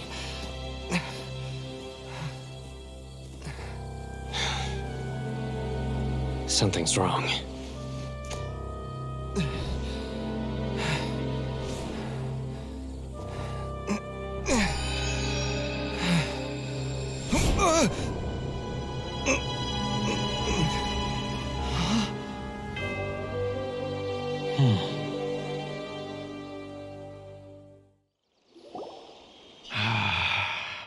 At long last, someone to inherit my estate, and with it, my research. Come, Kaveh. Come to me, my child. How do you know my name? Who are you? I am Sachin. Well, to be precise, I am but a fragment of Sachin's mind. Fate is a curious thing. Seeing you reminds me of another I once met. But you are made of sterner stuff than he, more cognizant of the trials and tribulations of this world. It is you who are worthy to inherit all that I once owned. We meet for the first time, children. But what I mean to say now is of utmost importance. So please, pay attention and bear witness.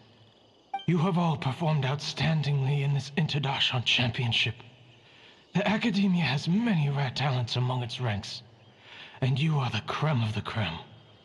But if I were to choose a successor, I would choose you, Kaveh. Not only because you were victorious, but also due to our similarities in character. Me? Similar to you? Why, yes. Both of us have the misfortune to be idealists, and that is the source of our misery. 28 years ago, I came to the desert and lived there for 8 full years. What do you think I saw there? Alas, endless strife and slaughter, conflict over water sources, robbing of merchant caravans, exploitation of the people relentlessly, day after day. Beyond the wall of Samiel lay a completely different world from the one I knew. The things I witnessed there tormented me greatly. I wished desperately to find a way to save them. So, did you find a way? As a Vahumana scholar, I tried to use Vahumana knowledge to find the answer. I researched history and anthropology, performed countless experiments on human nature, and even sought out the scholars living deep in the desert who called themselves the Lost Darshan. But in the end, I found that the answer I sought simply did not exist. It was not possible to simply assign blame for these transgressions to any one party, for the sins are carved into humanity's very nature. Our nature begets conflict, and conflict begets destruction. This is the inexorable truth. The aim of my research was to draw lessons from history. But what I discovered was that history offers no such guidance. Things can only ever go from bad to worse. After this realization, I could no longer see the meaning in anything that I had ever learned. Consumed by an overwhelming sense of emptiness, I could no longer bear to face life. And so, I decided to bring my life to an end. But before I went through with it, a strange twist of fate led me to come into the possession of this diadem, which has the ability to preserve part of one's consciousness. Into it, I placed my experiences before requesting that the Academia manage my estate. As I thought, the contract you signed with the Academia was in essence your will. But if you'd given up hope on this world, why did you feel the need to do this? I mentioned that I had performed a great many experiments concerning human nature. You may regard this as the very last experiment of them all. The Academia has no shortage of genius talents. nurturing the brightest minds of every generation. And so, with a handsome reward to draw out the worthiest of individuals, my hope was that one day I would find one who could untangle the mystery of human nature once and for all, and help to move the world onto a better path. I see. So you desired a successor who was not only a genius, but who also understood the suffering of ordinary people. Such a person would have a clearer understanding of humanity, society, and the world. Huh? But did you ever consider that wealth numbs the human heart to the pain in the world? Even an idealist may be incapable of following through on your wishes after inheriting your wealth. You are highly intelligent, yet you are not the sort of person who would understand my line of thinking. To me, this is also part of the experiment, part of my investigation into human nature. Whether my successor suffers as a consequence of my research, or succumbs to an indulgence in pleasure-seeking, my research will have progressed. I grieve the fundamental sickness of the world. I regret the unbearable weight of its history, and I lament the research that I failed to complete. And this, Kaveh, my dear child, is why you will be of great utility to me. You're absolutely certain that you want to give me everything you owned? For me to do with as I please? I have faith in what I see in you. Now wear the diadem, Kaveh, and complete the journey that I could not.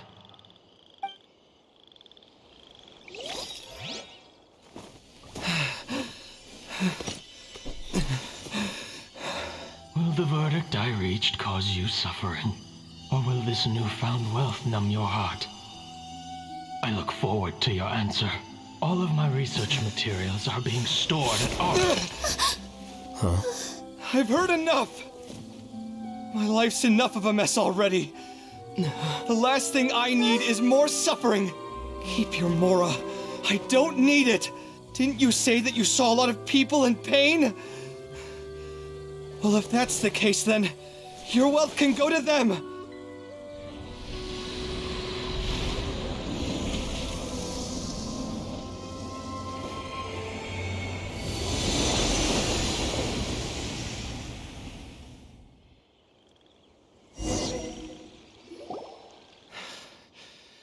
I guess that'll be the end of that.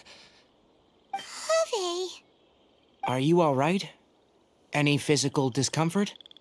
I'm fine. Thanks, Tainari. Don't worry about me. Don't push yourself too hard. Kaveh. Kaveh may have broken the diadem, but he successfully completed the task prior to that. According to the rules, this makes him the victor of round 3. Points-wise, this also makes him the winner of the Inter-Darshan Championship. As the champion and Sachin's personally designated successor, Kaveh has obtained the rights to inherit the entirety of his estate. For the avoidance of doubt, can you confirm that it is your intention to donate all of Sachin's wealth? Like I said, he thought that the world is a bad place. Well then, let's use what he left behind to change it for the better. Rejecting the world will achieve nothing. He and I, we're not the same. All right. As the scribe, I will make a record of this incident on file. The sages will contact you in person for details on how exactly Sachin's estate is to be used. That sounds fine. I don't know if his research findings were right, nor would I know how to finish his research for him. But what I do know is that by ending this here, no contestants will have to suffer. We won't be the last. There will be more championships to come, and countless future scholars will follow in our footsteps. Sachin's words can only cause pain, but not anymore. No one else has to hear them now. We're all scholars here. I know full well that shutting down his views like this is autocratic and arrogant. Fine by me. I'll bear that responsibility. It's the least I can do. And, well, it's the only thing I can do. Well said. What you've expressed is a sense of justice and idealism that many aspire to, but few dare follow through with. I say this despite the fact that, in my view, it's quite ridiculous. You have long been aware of what your flaws are, but your pride alone prevents you from admitting it. Nevertheless, your perspective is well suited to appearing in a victory speech. Contestant Kaveh, on behalf of the organizing committee, it is my honor to congratulate you on your victory. What? Please. I don't need your insincere praise. Anyway, this isn't the time or place for debates. Keep your commentary focused on the competition, not my views. Congratulations, Kaveh. Also, you'll need to prepare for the award ceremony. Looks like the ceremony will be held at the main venue. Let's head over and check it out!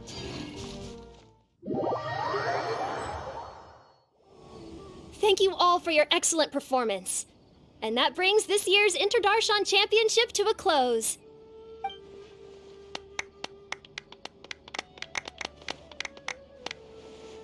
Finally, it gives me great pleasure to invite our champion, Kaveh, to the stage to receive his award.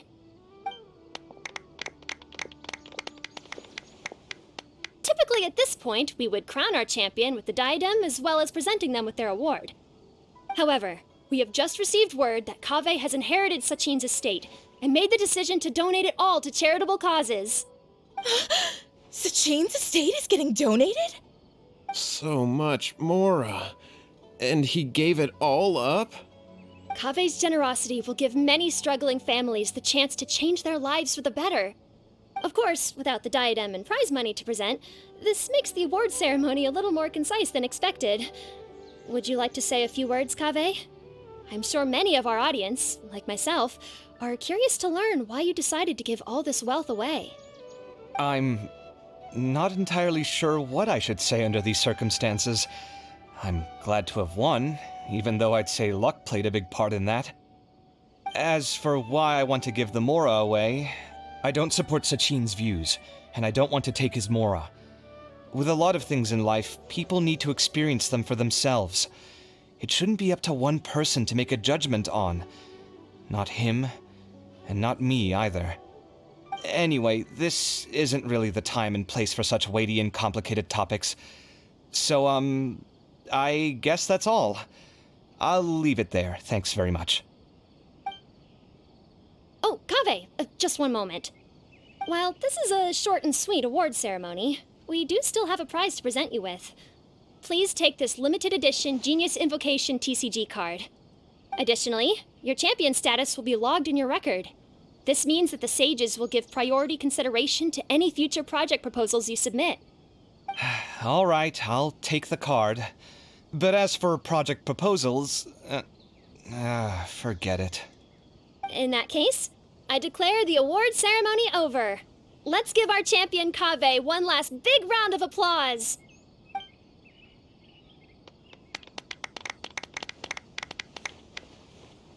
I still don't really get it. The sum of Mora would have been enough for me to live in luxury for my entire life. That just means you're not strange enough to understand the way that geniuses think. Come on, we've still got the whole Wisdom Gala to explore.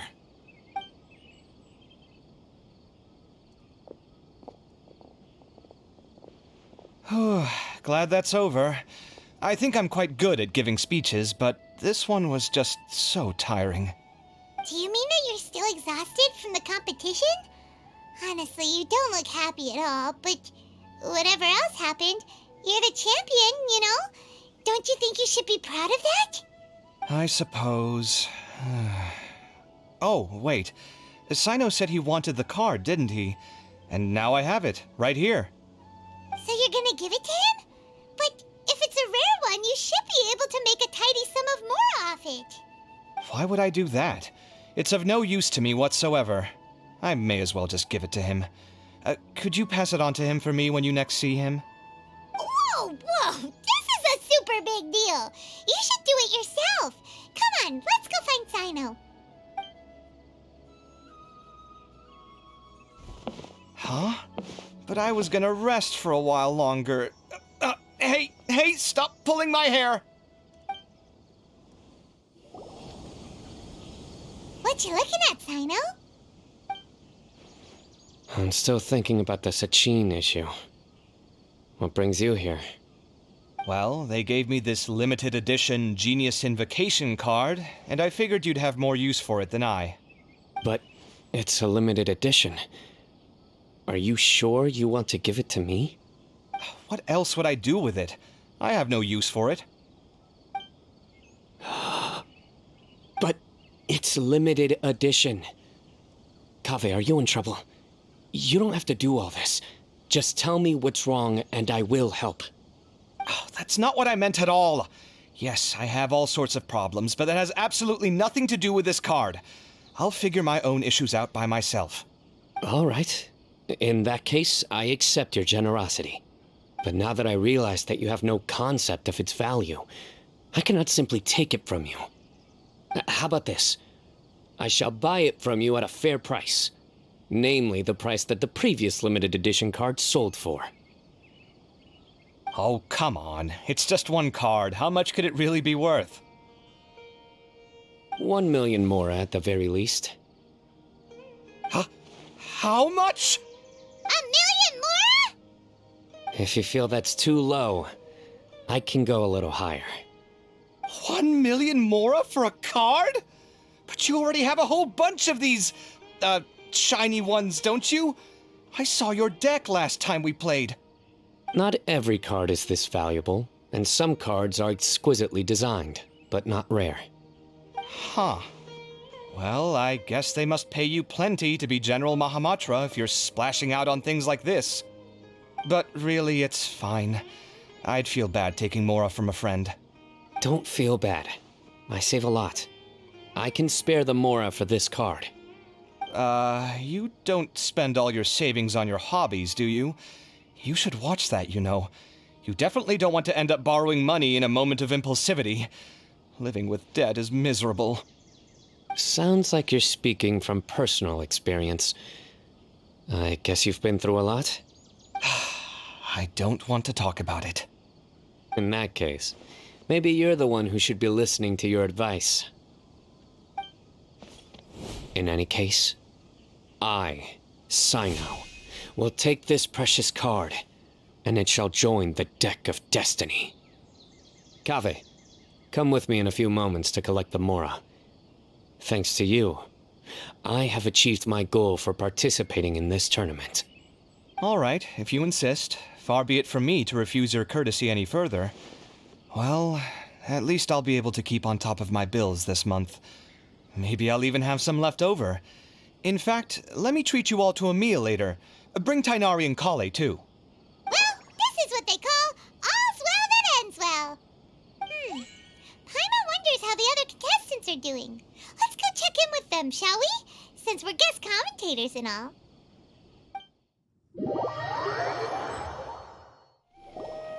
I'm telling you, you can't go wrong taking advice from me on what to wear. Back in the day, my fashion style was considered cutting edge by everyone in the academia. Really? Well, then, sure, Madame Farzan. Maybe you could pick out a few fashionable outfits for us. Farzan! Niru! Even Dia and Candace are here! What are you all up to? Candace and I bumped into these two while we were strolling through the streets. Madame Farzan here is pretty friendly. When she heard that we were buying clothes, she decided to give us some help. I don't really see anything I'm familiar with. Never mind. We can purchase some textiles and make the clothes ourselves. Let's go with the plain fabric as our base. And embroider red and pink flowers on.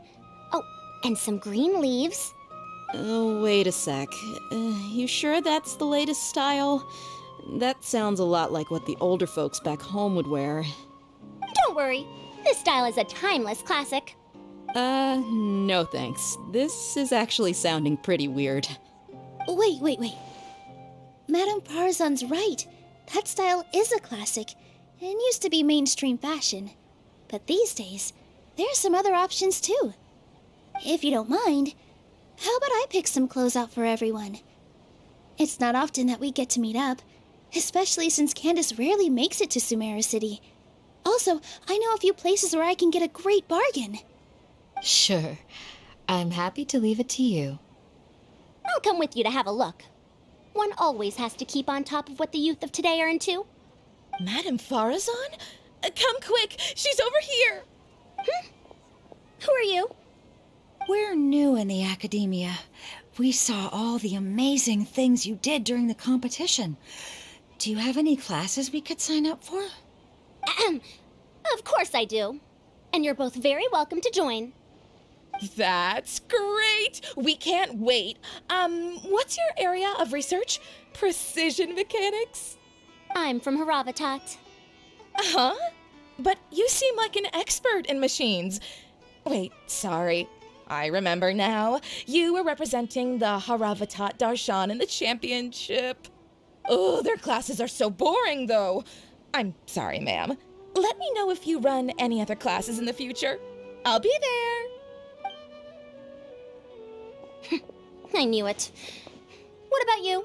Aren't you going to leave with your friend? I think you're amazing, Madame Farazan, and I'd like to learn from you for a while, if possible.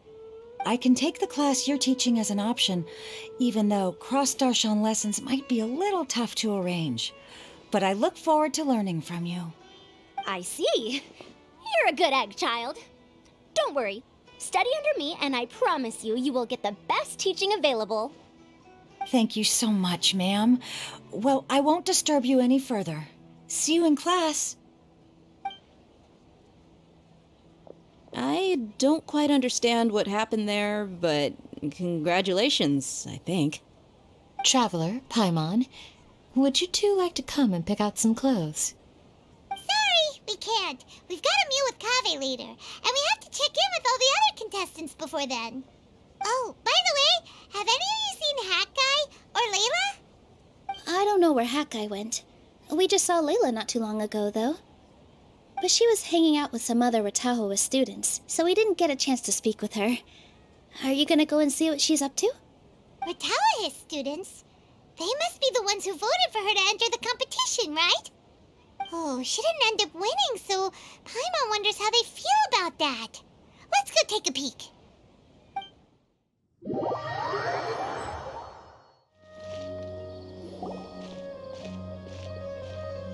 I'm sorry, everyone. I could have done better in the third round. Oh, stop it. If you're going to beat yourself up after doing as well as you did, how bad does that make us look, huh? Heck, it's not like any of us had the guts to enter the championship. I didn't see the whole thing, but you were the only contestant who scored points in both the first two rounds, right? And I heard that you actually found the diadem first in round 3. You came so close to winning the competition. Aw, I just got lucky, I think. That can't be true. You had some really stiff competition out there. The renowned Tainari from Amorta, even Sino the General Mahamatra was there. You're amazing, all of you. Getting points off them is a huge achievement. The way I see it, people aren't exaggerating one bit with the nicknames they give you. You are a genuine genius.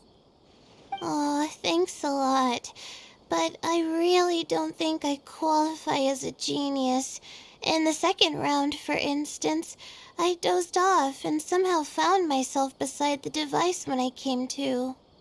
Ah, come on, don't be so hard on yourself. We've decided we're taking you out to celebrate, and that's final. Let's go. Cheer up, Layla. The rest of today's all about you. Looks like things are going well for Layla. This is great. We haven't seen Hat Guy since the end of the competition. Oh well, it's almost mealtime. We'd better go meet up with Kaveh and Sino now.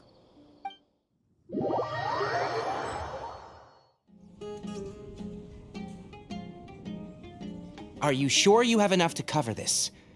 Don't blow it all at once. Don't worry. I budgeted very carefully, and this is well within my means. Anyway, I've lost count of how many times you've treated me. It's high time I return the favor. Oh, Traveler, Paimon, over here! Ooh, look at all this! Good food, here we come! I heard that you went to see the other contestants. How's everyone doing? Farazan found herself a student, and Layla's classmates are bowled over by how well she did. We couldn't find Hat Guy, though. Who knows where he's gone? Alhaitham's gone missing in action, too. The one time I'm actually in a good enough mood to treat him to a nice meal, he disappears without a trace. That guy. Where the heck could he have gone? I still have questions about that note he left. Well, whatever. He can do what he wants. Now, let's eat.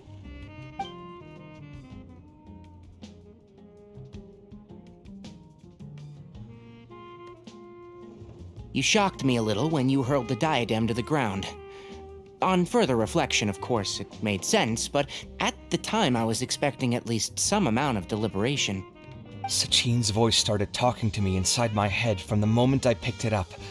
I could feel his emotions, too. It was a mix of despair and horror swirling around inside my mind. He bombarded me with his ideas relentlessly, like he was trying to brainwash me. It gave me a splitting headache that only got worse as he went on. Like I was saying at the time, his views are not necessarily completely without value. But if all his research does is lead to misfortune, then we're probably better off without it. If his forbidden research were to spread in a harmful form and cause people to suffer, the Mantra would step in and ban it. I think you did the right thing.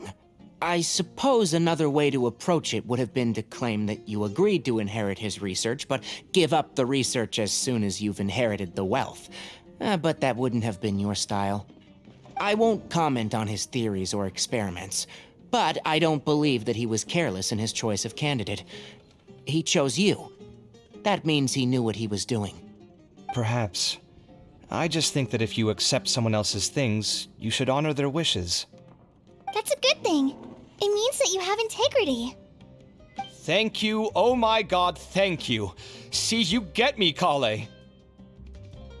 It's a good thing Alhaitham isn't here right now. He'd be quick to explain why you're wrong. Seems like you always include him in the conversation, even when he isn't here. Yep, no dinner with Kave is complete without a few words about Alhaitham. I sense that Alhaitham has in fact been here with us all along. He's here? Where? Why didn't you tell me? He lives rent-free in each of our hearts. Oh, that was horrifying. It literally sent chills down my spine. Good thing you didn't say that before we started eating. That would have killed the mood in a heartbeat. All right, enough about Alhaitham. Tighnari, did you achieve what you wanted out of the championship? I did, in the first round, in fact. Word of mouth proved very effective. I spoke to a handful of people, they told their friends, and so on. Now, a record number of people have signed up to attend the next lecture. Oh, are you free next month? You should come along, maybe even say a few words. About what? I don't know the first thing about anything Amorta-related. Just play to your strengths. For instance, you could talk about the distinguishing features of rainforest architecture, or ask everyone not to chop down too many trees the next time they're building a house. Oh, well, that's no problem. Sure, I'll make time. Has everyone had enough to eat? I can order more if anyone's still hungry. I'm full. Thanks. Paimon's super full, too. If only we could eat like this every day. Yeah, we should do this more often. Work will always be there, but seeing friends is important too. This is a good restaurant. Let's definitely come here again. Sounds good. We should pick a few other places as backup options, though. There are other good places around here, too? Oh, and don't forget to invite us if you go. There's nothing we love more than good food. Kave, do you have plans after this? I was thinking of maybe going to the academia for some alone time. Nothing set in stone, though. Why do you ask? Well,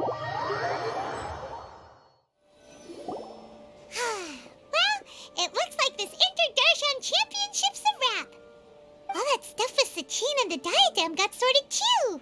Have you still got anything else on your mind? Oh, right. Yeah, Sachin said that he placed his research materials at somewhere beginning with but Kaveh smashed the diadem of knowledge before he could finish! It might be dangerous if someone finds his old research stash, right? Where do you think it could be? Holy smokes, you're right! He said he spent all the time researching in the desert, didn't he? So it's very possible that that's where he'd leave all his suits. Alright then, let's head off to Ara Village and try our luck!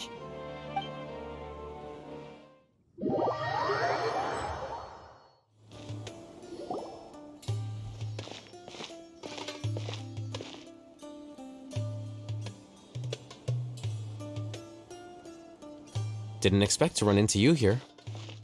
Oh, hey, Thumb. What are you doing here? And what are you reading? Are those? Sachin's notes? Yes. I came across his profile while I was organizing some documents and became interested in his research. If it wasn't for that, I never would have agreed to being a commentator. I had a hunch after seeing the fragment of his mind, and sure enough, I came here and found his research. Wait! So, you've read it already? Are you alright? How do you feel? I think you may have misunderstood something. The reason Sachin chose that architect to inherit his research was that only he could really empathize with both the calamity and the humanity that these notes seek to convey. Only one who resonates with these sentiments would suffer and begin to think of history as bleak, the present as perplexing, and the future as pessimistic. Empathy is a double-edged sword. Clearly, I am not the same sort of person as Sachin was. Empaths have many friends, and their wide social circle comes with certain societal advantages. But this also makes it hard for them to achieve their goals. Why's that? All important things in life involve other people. As such, it's extremely difficult to live a life that causes no harm whatsoever to others. If you really want to achieve your goals, you have to be prepared to make enemies along the way. Not everyone can deal with that reality. And that reality is like the material here. Objective, heavy, negative. But, at the end of the day, for all these experiment results and conclusions, it's just one person's perspective, Sachin's. So, what are your thoughts now that you've read it?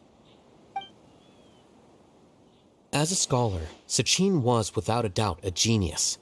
He laid the blame for the darkness in the world squarely on humanity, experimented extensively with reliable results, and drew logical conclusions. In that sense, one might say his views were correct. So, people are bad? And things can only ever get worse? All of that's true? That is not a question for me to answer. Someone else will arrive shortly. You can ask them instead. All I will say is that the world is not built on correctness alone. Sometimes, being correct means nothing at all. Lofty ideals may provide no defense at all against nihilism, but perhaps little decisions can. By their own choice, the idealist seeks to bring happiness to all while denying themselves the same. Thus, they shall never reach even the borders of truth until they wipe away the ignorance that blinds them. I've never been able to agree with certain philosophies. Even Sachin himself struggled to comprehend the notion of sacrificing oneself for the greater good. But sadly, all viewpoints will find their supporters, and the way we see the world largely decides our fates. All right then, I got what I came for. These research materials are yours to look after. I'll be off. Wait, so you came here just to read this stuff? You missed out on a big get-together, you know. Get-together? Ah, yes, that makes sense. This is a good opportunity for that sort of thing. Guess what? Kaveh treated everyone this time. Then I'm sure he packed up the leftovers for me. See ya.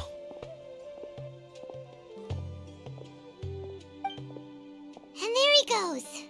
Well, it seems like he really wasn't affected by this research.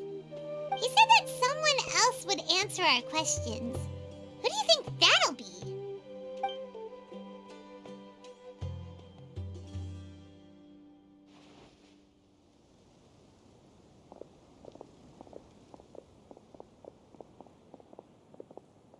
Traveler, Paimon, you're already here. Nahida! understand, Hat Guy. Wait, so you asked him to take part in the championship? Yes, it was me. Are you surprised? Did you know that there was something wrong with the diadem from the start? And if so, why didn't you switch it out for another one?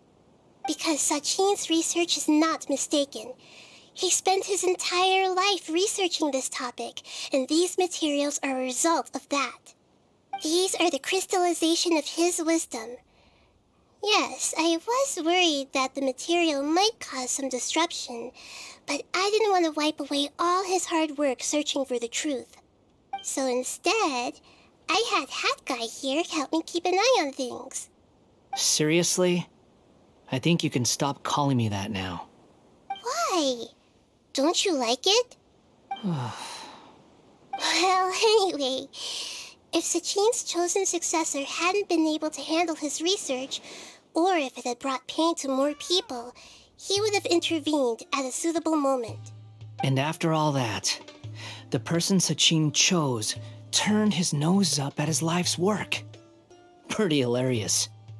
I was also hoping that this could be an opportunity for you to learn how to interact with people normally. But it looks like that didn't work out. That wasn't necessary. I'm still paying you back for your help. And the last thing I need is more reasons to be indebted to you. Nita, what did you mean by Sachin's research is not mistaken? Does that mean that you approve of his research?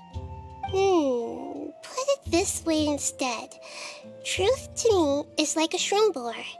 Some people only see the mushroom on the shroom boar's back, and they conclude that the shroom boar is a mushroom.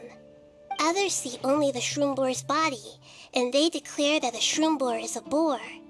Still others look deeper inside, and determine that the shroom boar is meat. These conclusions are all correct in their own way, but none of them objectively describe the shroom boar. Paimon kinda gets it, but also not really. The world is the same way. No one, not even I included, can understand it in its entirety.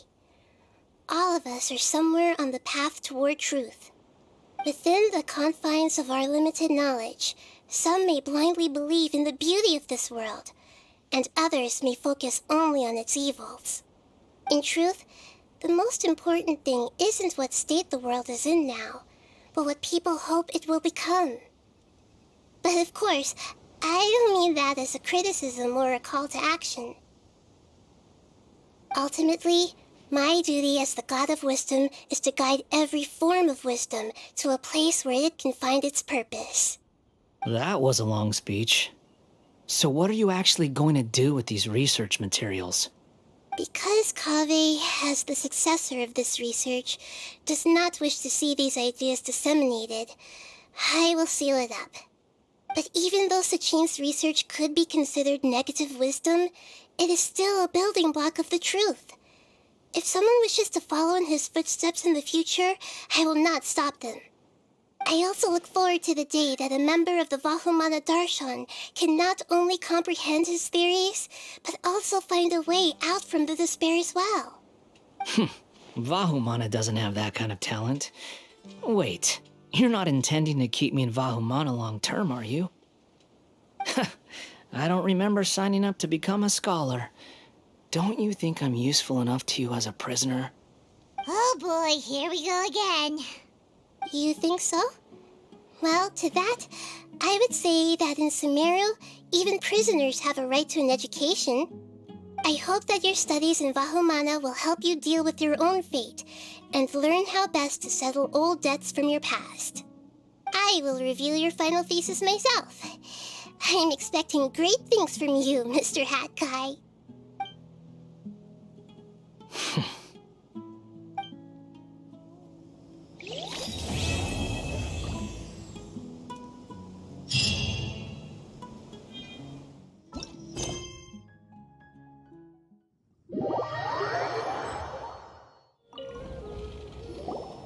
20 years ago, the Academia had just received Sachin's estate. To celebrate the huge investment, the Academia extravaganza that year was grander than usual. I was very young then. and I remember seeing posters for the Inter-Darshan Championship all over the city. I couldn't help but mention it to my father. I even told him that I really liked the look of the diadem. It was so unique. So he said, "Why don't I win it, so I can let you play with it for a few days?" That made me very happy, and I nodded enthusiastically. But to my surprise, he didn't win. And when he got back home, he seemed extremely depressed. Later, he left home, saying that he wanted to do some investigating in the desert. The quicksand got him not long after that. For many years, I couldn't face up to it at all. If I just kept my mouth shut, maybe none of it would have ever happened.